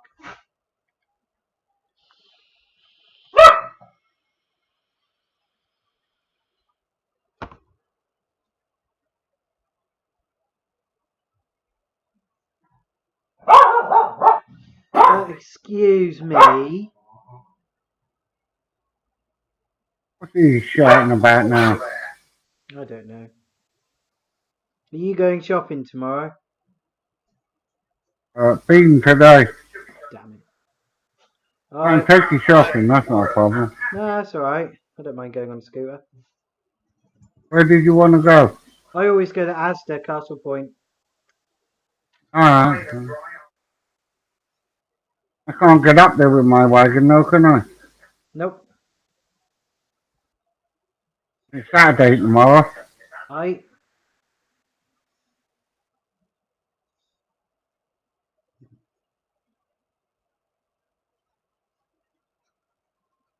Let me give the scooter a run here. Yeah, why not? I always go shopping on the scooter anyway. Don't I, Kirk? I'm going to get you some food tomorrow. He likes those. Do you know those biscuits you bought him ages ago? Yeah. He likes them. Oh, the biscuit. Oh, that's alright. A little bit too much. Why, he likes them too much? Yeah, he kind of pigs out on them a little bit. Give him less. I might have to.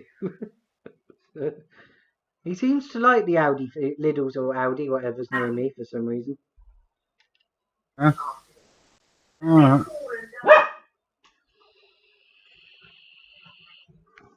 Hey, why aren't you going straight?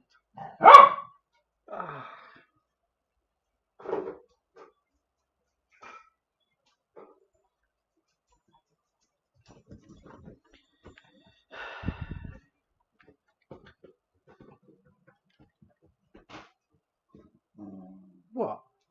Oh. I'll go and get it then. This one, I know something goes wrong in the video. Most people run like a 5 or 10. And I can remember anything because I've watched this series before. 30-pound bottle.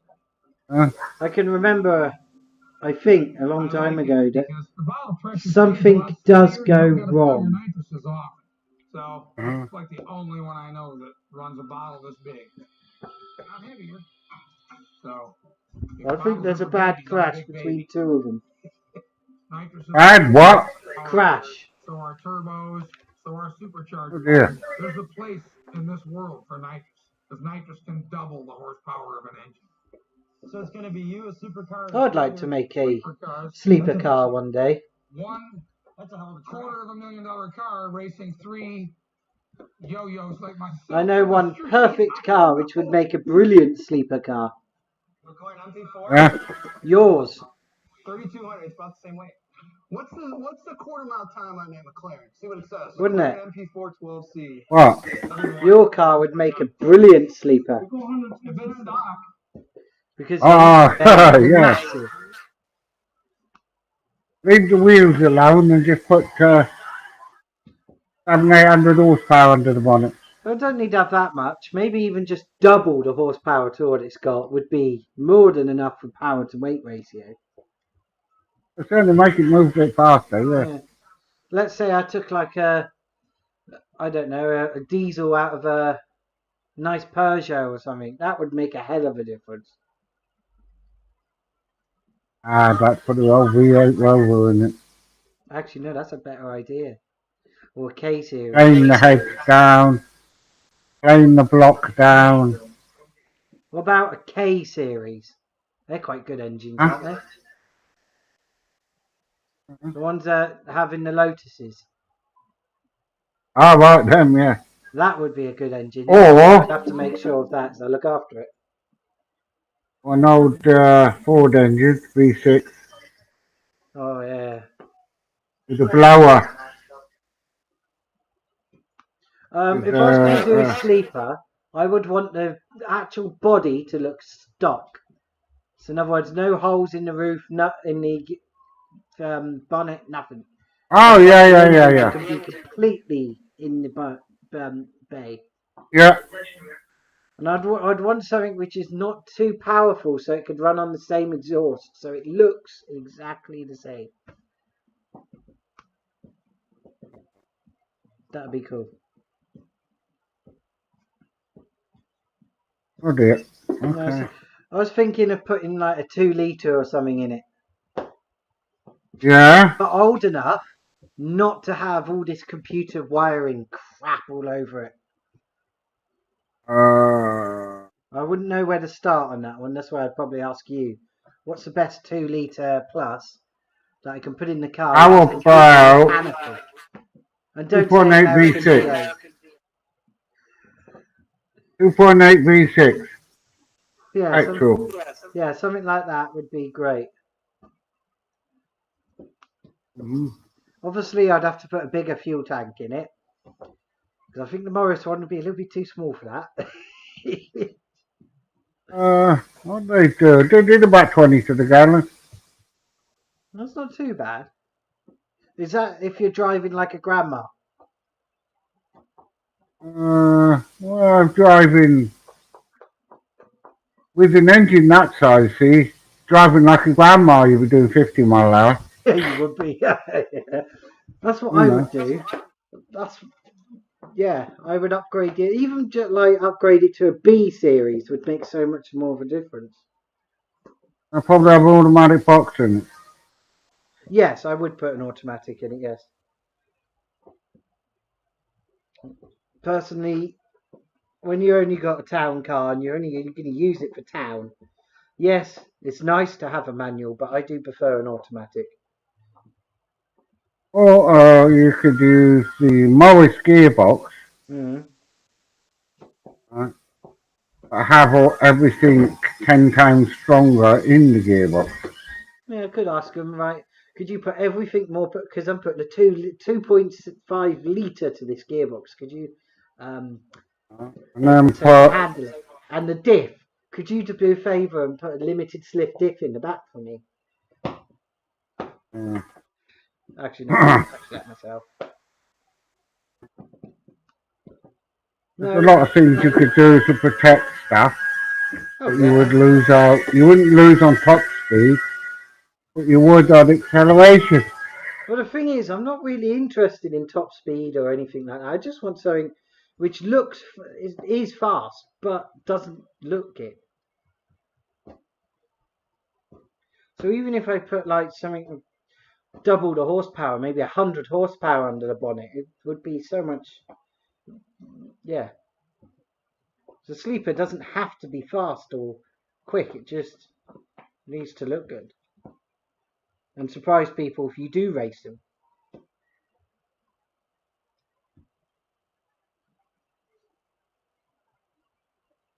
Because the B series engines, they're a little bit better, aren't they? Sorry? What are the B series engines like? I know. Do you know? I think they're a bit more powerful. Or you could have a V4 in there. 2 litre.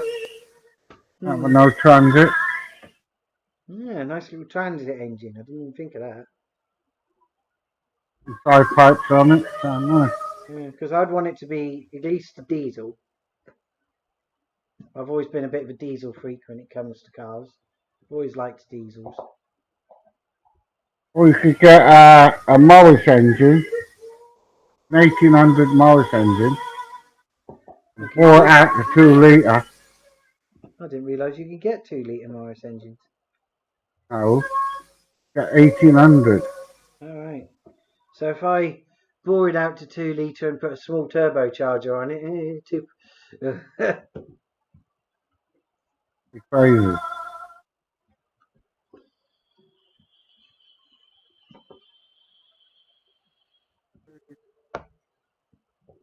no, I'll try and make it as stock as possible. All the controls in the car do the same thing. Same gear stick, same everything. Except for the choke, that might not do anything once I've done the engine swap. Oh, yeah. Depending on what I Still have points in it.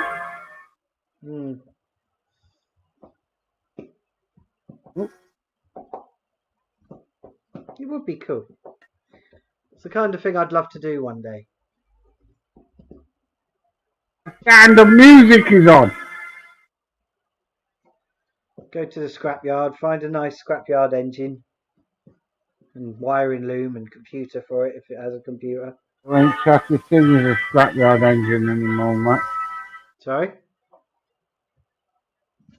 Why I can't you ain't go to such a thing as a scrapyards anymore? scrapyard Just engine. pull out the engine and gearbox and everything. Can't you do that anymore?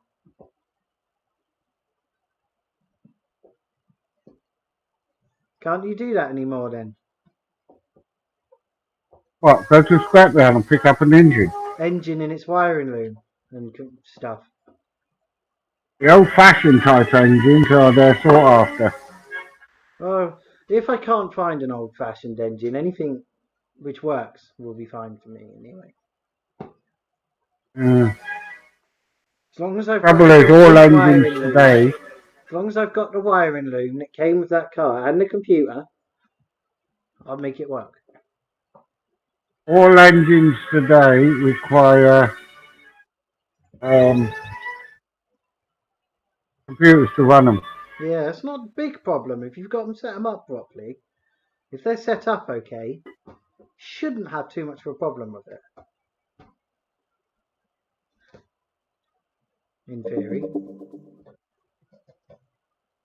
All I'd have to do is whatever car I get, if it has got computers, to make sure the wiring loom is there and intact.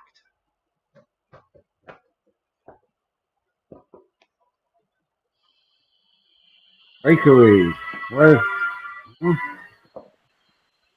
There's a bloody bakery once all be. But I wouldn't put anything smaller than a 1.2 litre in it if I was going to do it. Nothing smaller than that. The only problem Not being is, funny. would the Morris be able to handle, and I mean like chassis wise, more power? Probably not. Sorry? You still there? Yeah. Would the Morris be able to handle, let's say, around 150, 200 horsepower under the bonnet, chassis wise? It depends what you're going to do with it. I wouldn't race it that much. I'd just use it for fun. I'd make it for fun. I wouldn't put it under 200. Oh, for fun driving around? Yeah. That'll be fine. Maybe now and again a little race if someone wants to. Obviously I'm not daft. I will strengthen certain parts that if it needs it, the key parts will be strengthened. And it will Once be you like, start doing that, car's different then, isn't it? Yeah. No, underneath. Certainly, no one I would seem to be see. slowing down. Underneath where Come no one would on. see, kind of thing. Hidden fixes, if you get what I mean. Because you'd want to make it safe.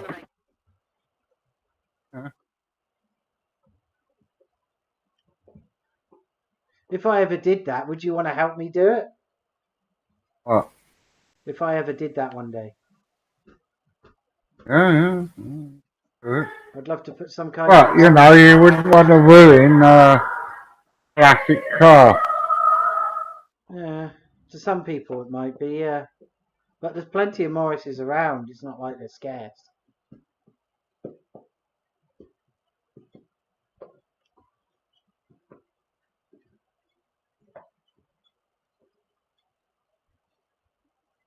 I'd love to do something like that.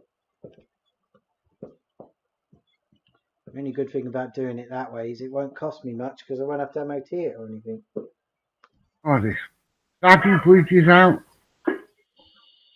I would have thought the reason why a lot of people modify old cars is because you don't have to get it inspected every year. Yeah. That's why people do it, I would have thought. Oh, because there's nothing else to do. Mm. Oh, they're all going up. Big queue. Oh. A nice torquey diesel I'd like in mind. Huh? Nice diesel. Yeah, a nice torquey diesel. That's what I'd like in mine. Maybe like, I don't know how big a Ford Transit engine is, but something like that would be nice. Are Ford Transit engines quite big? I think they are. Oh. Nice torquey diesel hooked up to an automatic gearbox. How does that sound, Gert?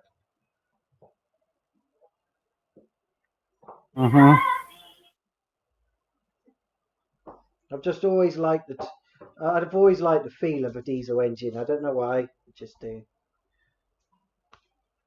I love the torque to them. That torque they have.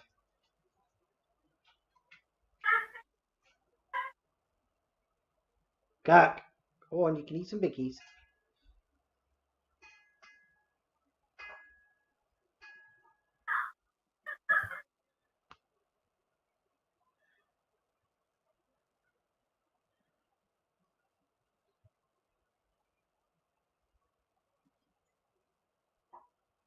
You're emptying the trailers, are you?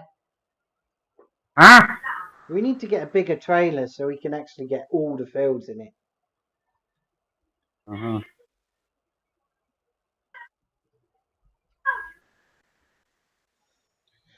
hope this phone call goes well for my Pip. When is it anyway? Is that soon? What goes well for you? My Pip. Oh, yeah. If so, I'm going to save up a substantial amount. We're going to find a Morris. Oh.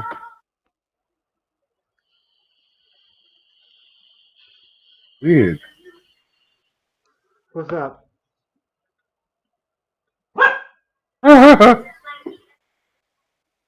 What's that? Oh, I just drove through a lump of grass. All right.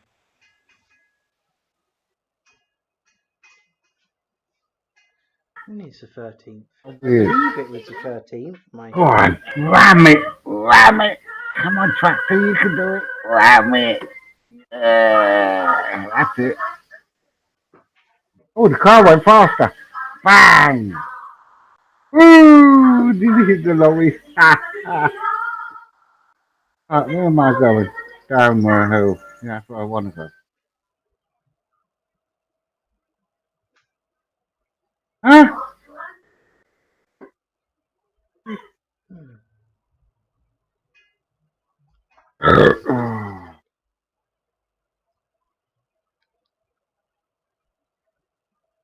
I got 11 days until that phone call. What? I got 11 days until my PIP phone call. 7 days? 11. 1-1. Crazy. Why is it crazy? Oops.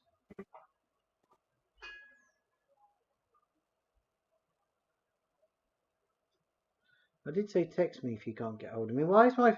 Oh God, I hate this phone.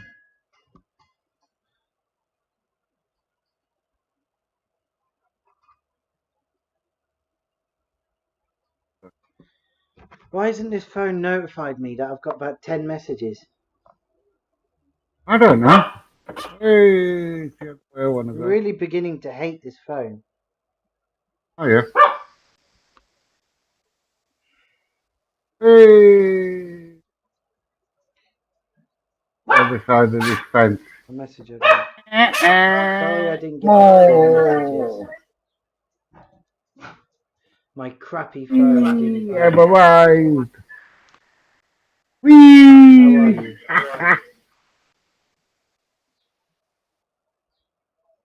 That's quite annoying actually that my phone didn't go off. Yeah, there's something amiss there, isn't there? Yeah, it's slow. Huh. It even struggles opening Skype.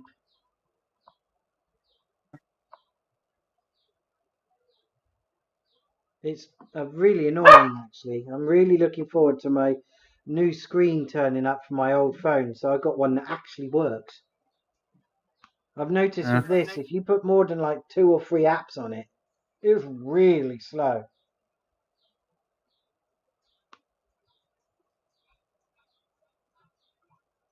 The only worrying thing I am worried about with my screen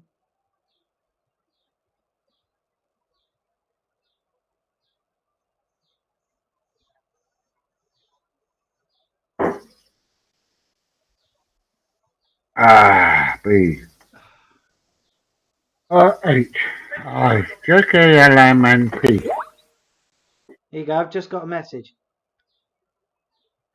Oh, yeah? Because I'm looking at it on my computer. Nothing's happening on my phone, even though the app's all signed in. It's like I sent a message earlier, a couple of days ago, saying that the address is wrong on the. Oh no, I did put the right address. I did do it. Right. Okay, so he is. They're okay. So it is alright. It's just not saying flat C for some reason. But I did ask him. Yeah, I'm looking forward to it turning up. How do I look at my orders so I know how long they're going to be? Problem is I had to order it off AliExpress. You what? I had to order my my screen off AliExpress. Huh? And otherwise it's going to take 2.5 years to get here. What? It's going to take a long time to get here. It's coming from China. What is? My screen. Oh.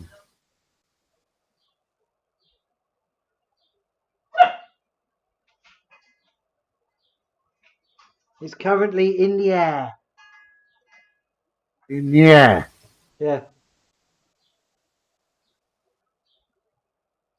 Currently on a plane in the air. It's not even reached UK customs yet.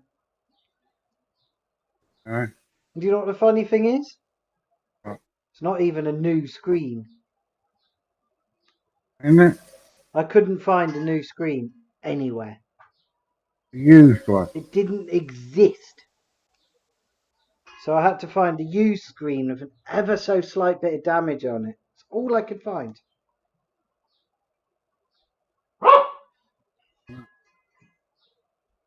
Bit annoying, but it's better than nothing to get my decent phone running again.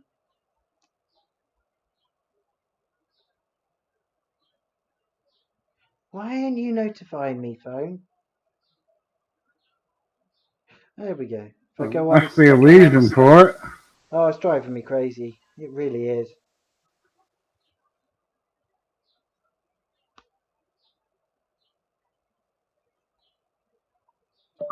Did you have fun with your mum's at your mum's today? That's going to make no sense. Bloody phone. Did you have fun at your mum's today? Hey? Go away, I'm just getting spellings.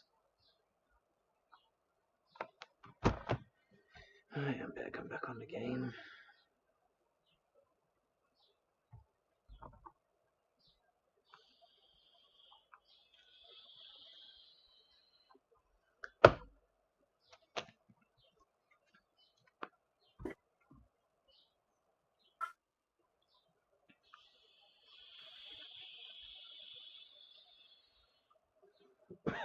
And plus, the battery don't seem to be lasting very long anymore. That might be what it is.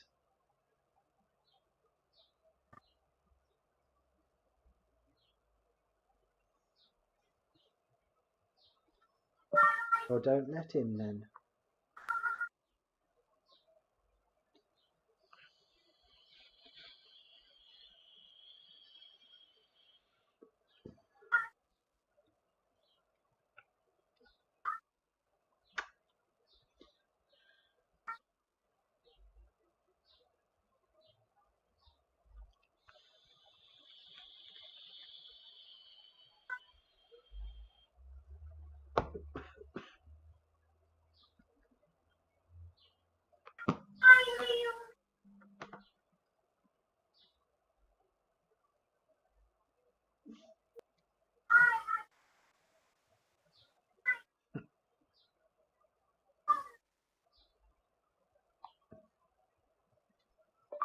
Just taking Kirk out. I'll be back in a bit.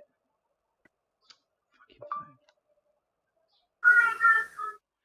Just taking Kirk out. I'll be back in a bit. Alright. You got that as well, so. He's asking me, so I need to. But my phone's on charge, so I can't really take it with me. What?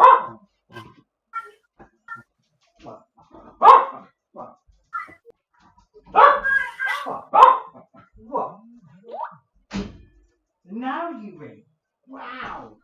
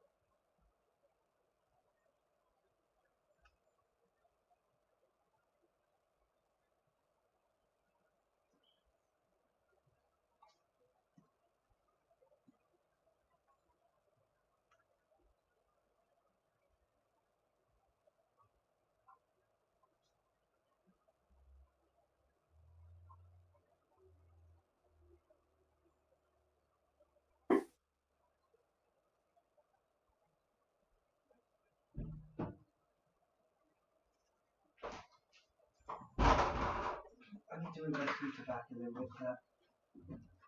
A little bit too close to the door. Maybe jump.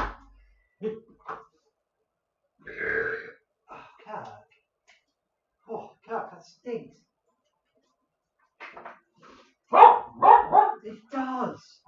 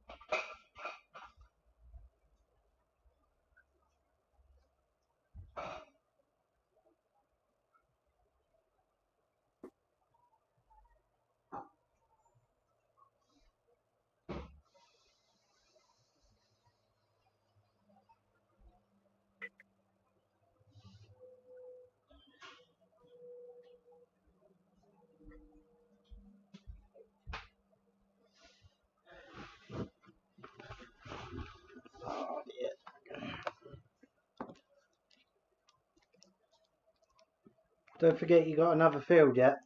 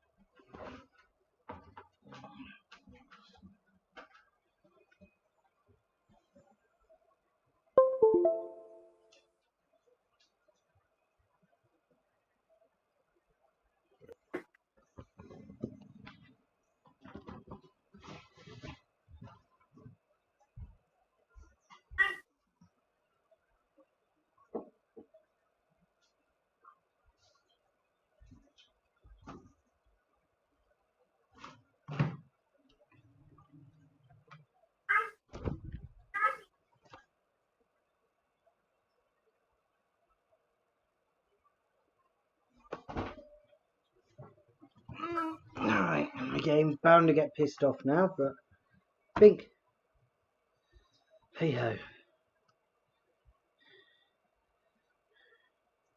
Estaba entrando a la casa.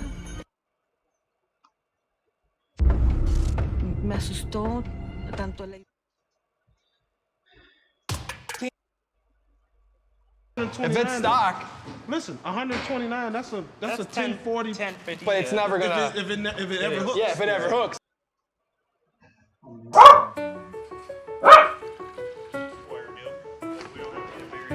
There you go.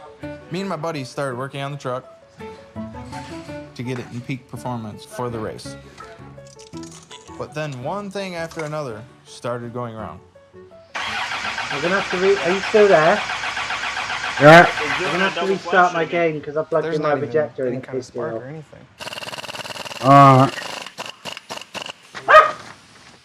Where you at?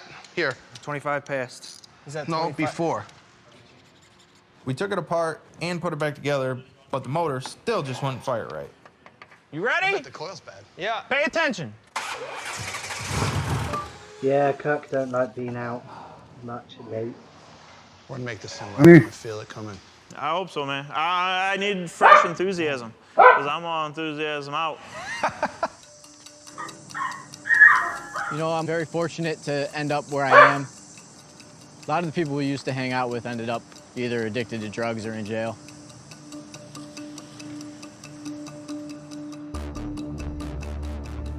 You know, a lot of it folks never liked going out is at night not really for some based reason. on luck.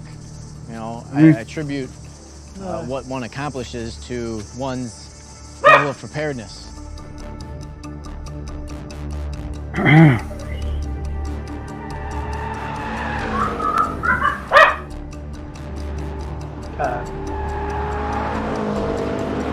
Aaron Bombach, track manager here at M1. So the plan is drag radials on the back, about 20 PSI on the tires, use the launch control, good reaction time, and hopefully get an outside lane so if somebody goes squirrely, they don't hit me. Right. I know, it's a bit weird. Rotation is correct here. Still got I the know, stickers it's a on. bit We'll burn weird. them off later, right? That's my dog. for you. Bad luck to peel the stickers off brand new tires That's my on race dog cars. for you. It's tradition to My burn dog's always been weird. stickers off doing a burnout. You've always been a weirdo, haven't you? I love about it. I want a fighting chance here. I don't want to go out there and, you know, look stupid or something. So I spent the extra few bucks and bought a set of the latest, greatest drag radials. And this should be the tire that I need to do what we're going to do this week.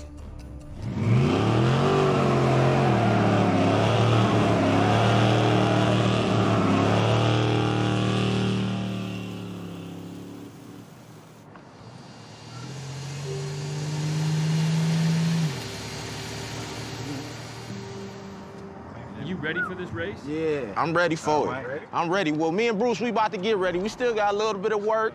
You know, we got some dialing in to do. Take no prisoners. Take no prisoners. We're gonna make the Natty do what it do. G-Bodies forever. Yup, for sure. G-Bodies or nobody. For real. It's just more and more difficult to find these parts for these cars just because there's fewer and fewer of them every year. So to find spare parts are very difficult. I do have a collection of 30 years of parts, so I kind of went into my stash of parts and found what we needed to get the job done. To get ready for the race, we're going to switch it from the 93 octane chip to the 110 octane chip, so we get more boost, more timing, more fuel, go on then. and make the car faster. You're a clever doggy. You can figure out how to move the pillow to get to your toilet. Then when we're going to take the car out later and we're going to turn up the boost, we're going to unlock the knob, and then we're going to turn it to the right to increase spring pressure. When we get to the desired boost at wide open throttle, we'll lock it in so Cedric doesn't run 30 or 40 pounds of boost by accident. Experience trumps youth most of the time in drag racing. Reputation is at stake because everybody gonna see this, and who wants to be known as the guy that lost? That's your street cred and stuff. That could really make or break your reputation in the drag racing world. I think the National will eat those cars up. That's what it's built for, you know? It's built for straight line missile. Them cars is built for highway, 10 miles, you know, stuff like that. They not built to take off from the dead stop.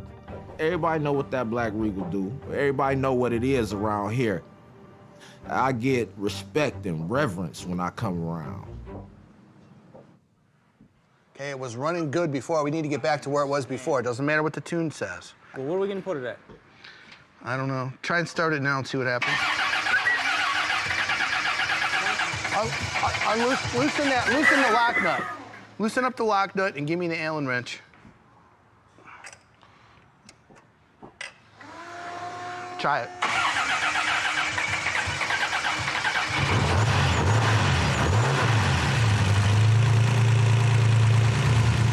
Doesn't sound like it wants to run. All right.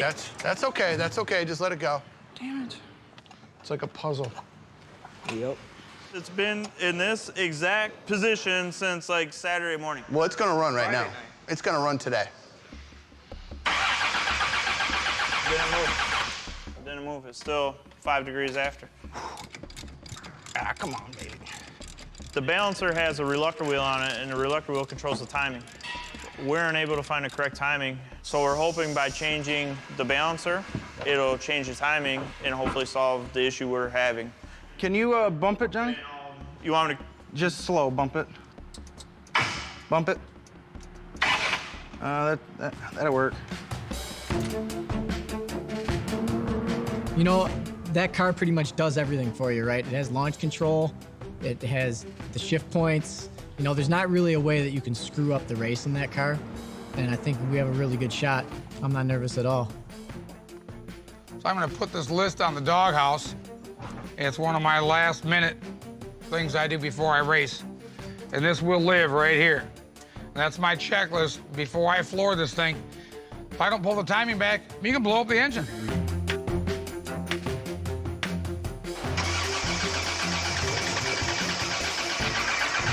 It sounds different. It's doing something different. I'm checking this reluctor, okay? Interesting. Finally, this baby starts. It does run. Send it. Woo.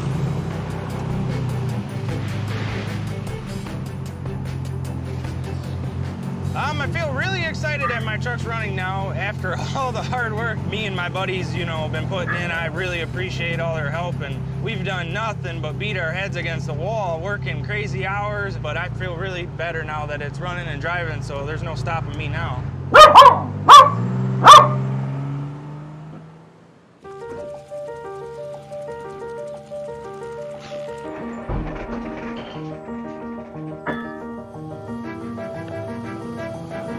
I believe if I can hook and get up out of there, you know, I believe I got an excellent chance of winning. Very nice. Well, beautiful car. Thank you. Thank you. I think this is Darth Vader's old car, right? right. Yeah, very nice, very nice. I didn't sleep last night, day before the race. I've probably put 130 hours into it myself in 1 week, 7 days, not including all my friends and family that's helped me. You gotta win. How's it going? Ryan. See it. Nice to meet you. So. Your car? Yep. Nice car. I love Grand Nationals. Thanks. Yeah. Sound like you got a heartbeat one. Yeah, it's not running right. I've been having nothing but problems. Yeah, they very temperamental. But when they right, they right. One of us got to win. Right. So, V6 style. Yeah, exactly.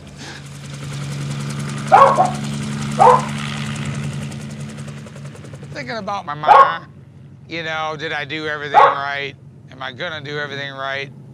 Drag racing is more than just flooring a gas pedal. Jarvis, I know that guy. I know him too. Seen him at the track.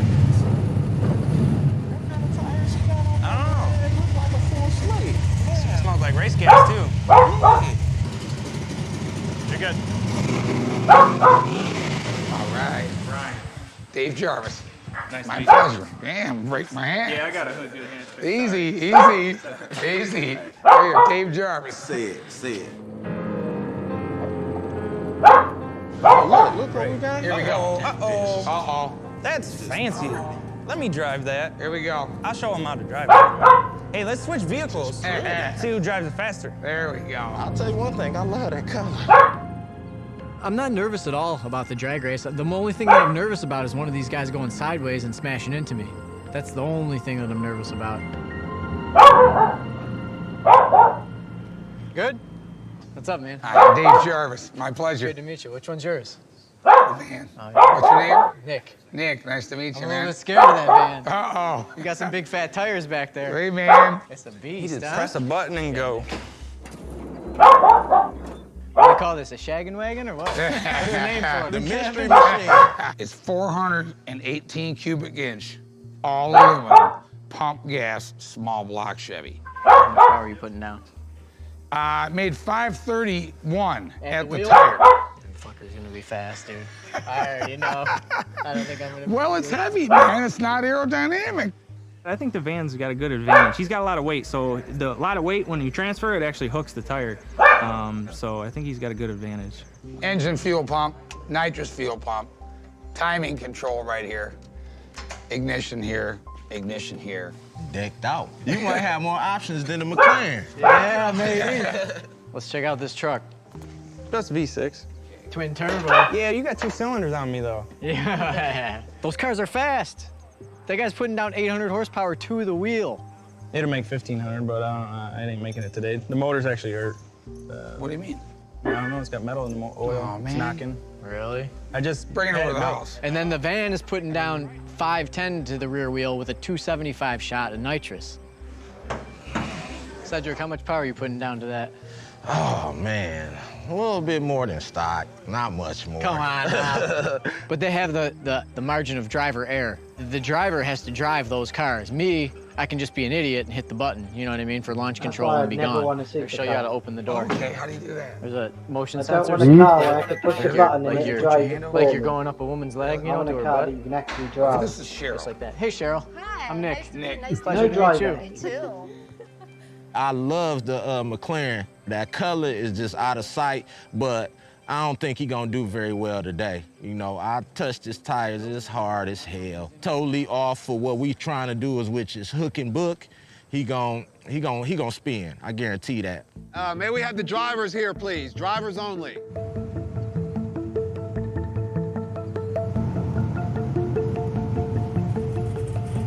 We're gonna give you each an opportunity to walk the track so that you can see what the lanes look like and you can decide where you want to run your car. Oh, look at this manhole cover. Detroit, dog. One line with my dad. I don't think this makes too much difference to me, to be honest. It's all the same. Gaming. The race will start upon a signal visible to to see all what we're vehicles. doing, And that'll be these lights here. check out my Vehicles will be YouTube allowed channel. one tire warming run or burnout Matthew before the Morris. race in order to clean and heat the tires if so Your desired. name. I want to do a small burn. The motor's getting noisier. The winner of this race will go on to the championship race in El Mirage Dry Lake Bed. Anything can happen. Anything can go wrong. Someone can crash, everybody can spin. One little thing goes wrong, it can be ruined. If everything goes right, I think my van's gonna fly. When you get up to the starting line, everything goes slow motion. Once you let go and go down the track, it's fun. Trying to savor the moment right now. All the hard work and the sleepless nights is coming all to a head. It's been a long 24 hours, man. I didn't sleep, and I had a young lady stay the night last night, and I'm burning it at both ends. So it's a good thing I just have to push a button.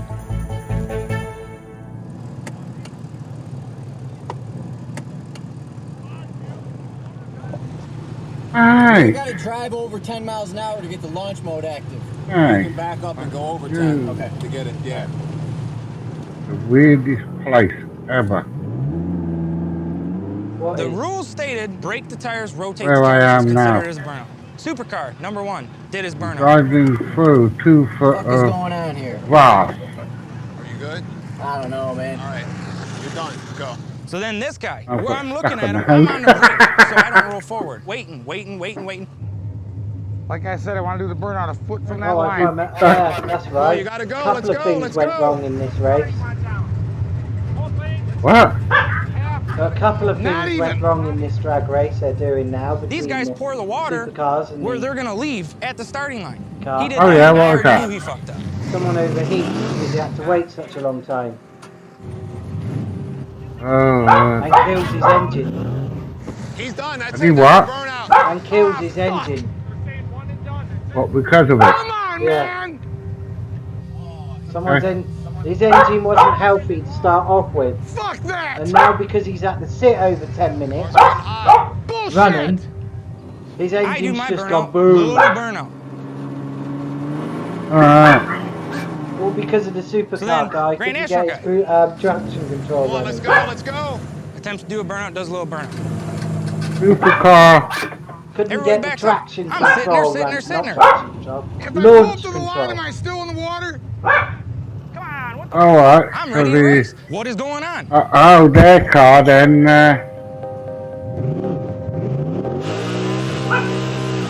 overheated and that was it.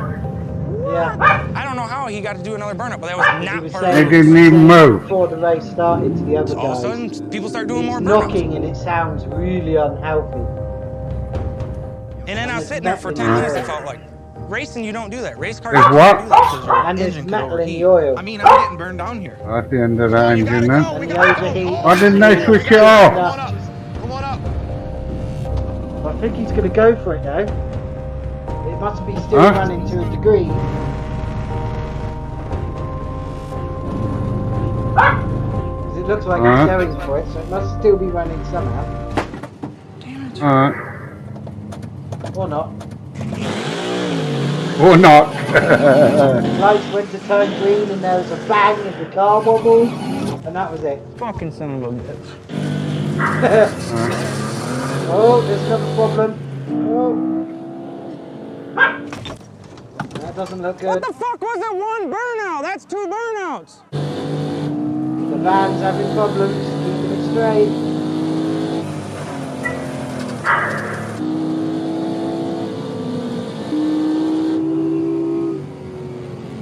And the supercar won.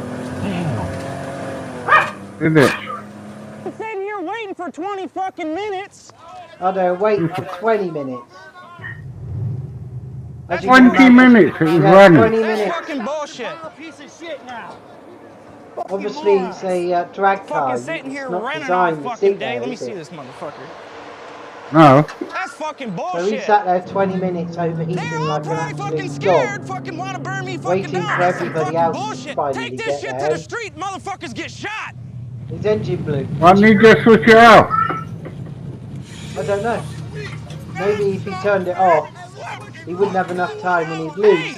What the fuck Time was starting that? One again. burnout. Because it One wasn't running fucking very burnout. well. You're gonna yell at me? Yeah, I'm gonna fucking yell at you. The rules were for 6 months. I didn't- One burnout. I didn't get a burnout. You bullshit. You spun the tires. I They can said imagine break it was the too tires. That was nerve-wracking to one turn it burnout. off, You dumb considering that motherfuckers put the the water previous in there day on they me. were Hey, struggling hey, to I even don't get give it a to fuck. start. What you I gonna do. do about it? I'm repping Detroit. What the fuck you want to do about it? I don't give a fuck. The rules were one fucking burnout. So you fucking sitting there burning me down. That's some fucking bullshit. I didn't burn anybody Bullshit. Go to the fucking down. I real. couldn't even hear you. And he ended up cooking his motor, and then everybody went. Get the fuck out of here. Go to real Detroit street racing. Right now. Yeah, let's Right fucking now. go, motherfucker. Right now. That's what you get for racing in Detroit. If it was me, I would disqualify everybody. I've been working who my was dick being off on silly. this. Had more than one Yeah. burnout. I would disqualify matter. the They van cheated. and Can you the give me a water? supercar. Yeah. Can you give me a water, please? And Yeah. make the other two, even the one that didn't finish, Man, that first flew and off the second. handle, boy. Just because of how they were not Yeah. being, where they were being stupid. I don't know what you would do, but that's what I would. Okay, guys, so That's what they do in real races. that race didn't go exactly as we planned. Take too long. That's so we'll it. talk about that a little bit. Hold on a minute, And we're then we just also talking have about what it we now. feel is a resolution and a situation that will work for everybody involved, okay? So we got to the line, and Dave, even though the rules said one burnout, you took 2 burnouts. Nick, you took 2 burnouts when originally it was 1. The rules were broken, and the rules shouldn't have been broken. We all agreed on something. You're absolutely right. You You're know what I absolutely mean? right, yeah. So Dave, unfortunately, you had 2 burnouts. So you're disqualified. Nick, same thing. Disqualification's a disqualification. Bloody It's idiot. honestly, it's a shame because you got some really fast, really See powerful. me waiting there. Remember what I You got just the said driver. would be a good It thing was to the do? greatest day of my life, and now it's the worst. The van and the, remember I said Man. the van and the 2 people supercar follow should be the rules. So what disqualified. we're going to do, what we think the Yeah. fairest thing to do, They is both have a got runoff disqualified. between Ryan and And Cedric what's at a going place to to be happen determined and a time to be determined. they're gonna make And the winner of that race another will get to race go on to the in finals 1 week at the between Dry the Lake 2 Bay at cars El Mirage, that California. left. The one that overheated and the other one that was there.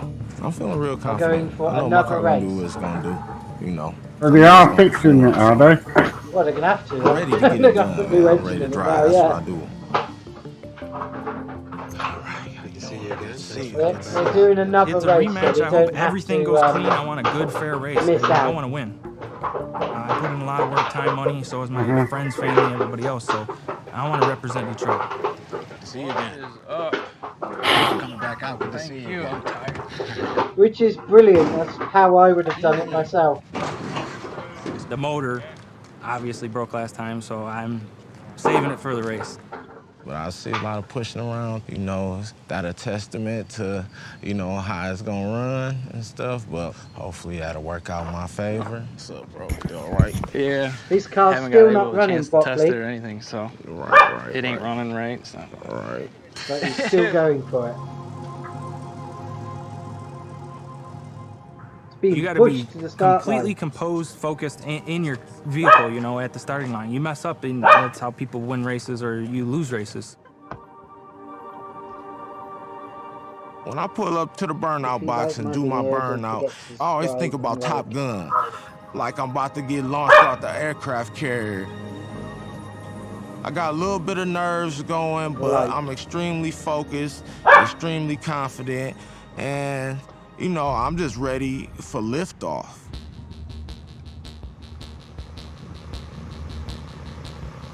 Right, who's gonna win? Good. Okay.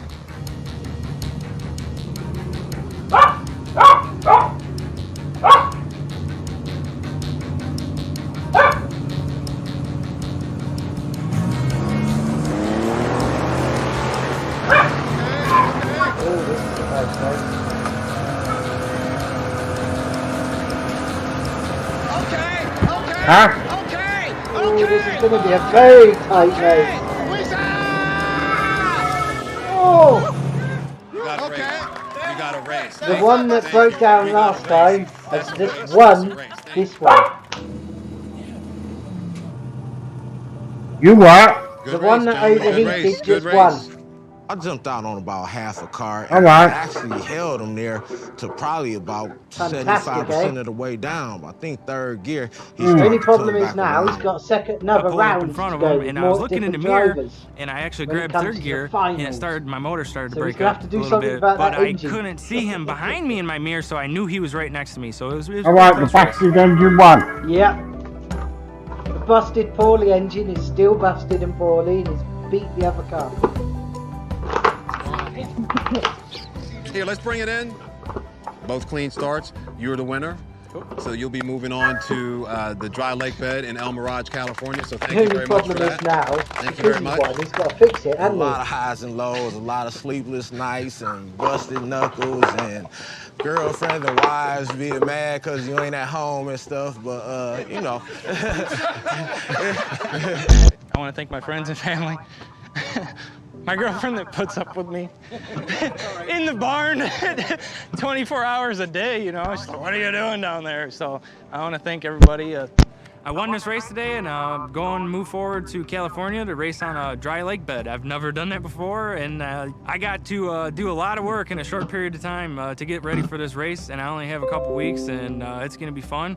All the ups and downs and the fighting and the bickering and stuff, you know, yeah, all that's behind us now, you know, because we all was warriors on the drag strip, and we all fought and battled, and we all had our own cars that we was fighting with, so we was living the same thing, even though we was competitors and stuff. So, you know, all that stuff that happened before, man, that's in the past. You know, we wouldn't even think about that.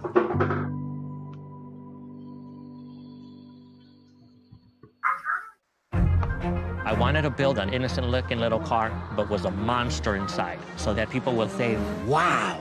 Ooh, a Mazda Leaves the MR2. line instantly. It's just like a shot out of a cannon. Oh dear. There would be no That's Tesla if it wasn't for what we rotary, were isn't doing. it? I'm gonna go all the way as Yeah. far as my machine will let me go. I've got engine or something. Wow, okay, there's a rotary engine, a diesel engine, There's no and other no car engine. like this car. I mean, the performance is What?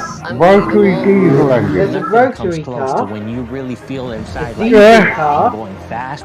Yeah. and no engine car. Underestimate me, but I have a No amazing engine, car. electric. One of the fastest Oh, cars yeah. in the world. Nobody Homemade remembers last electric. place.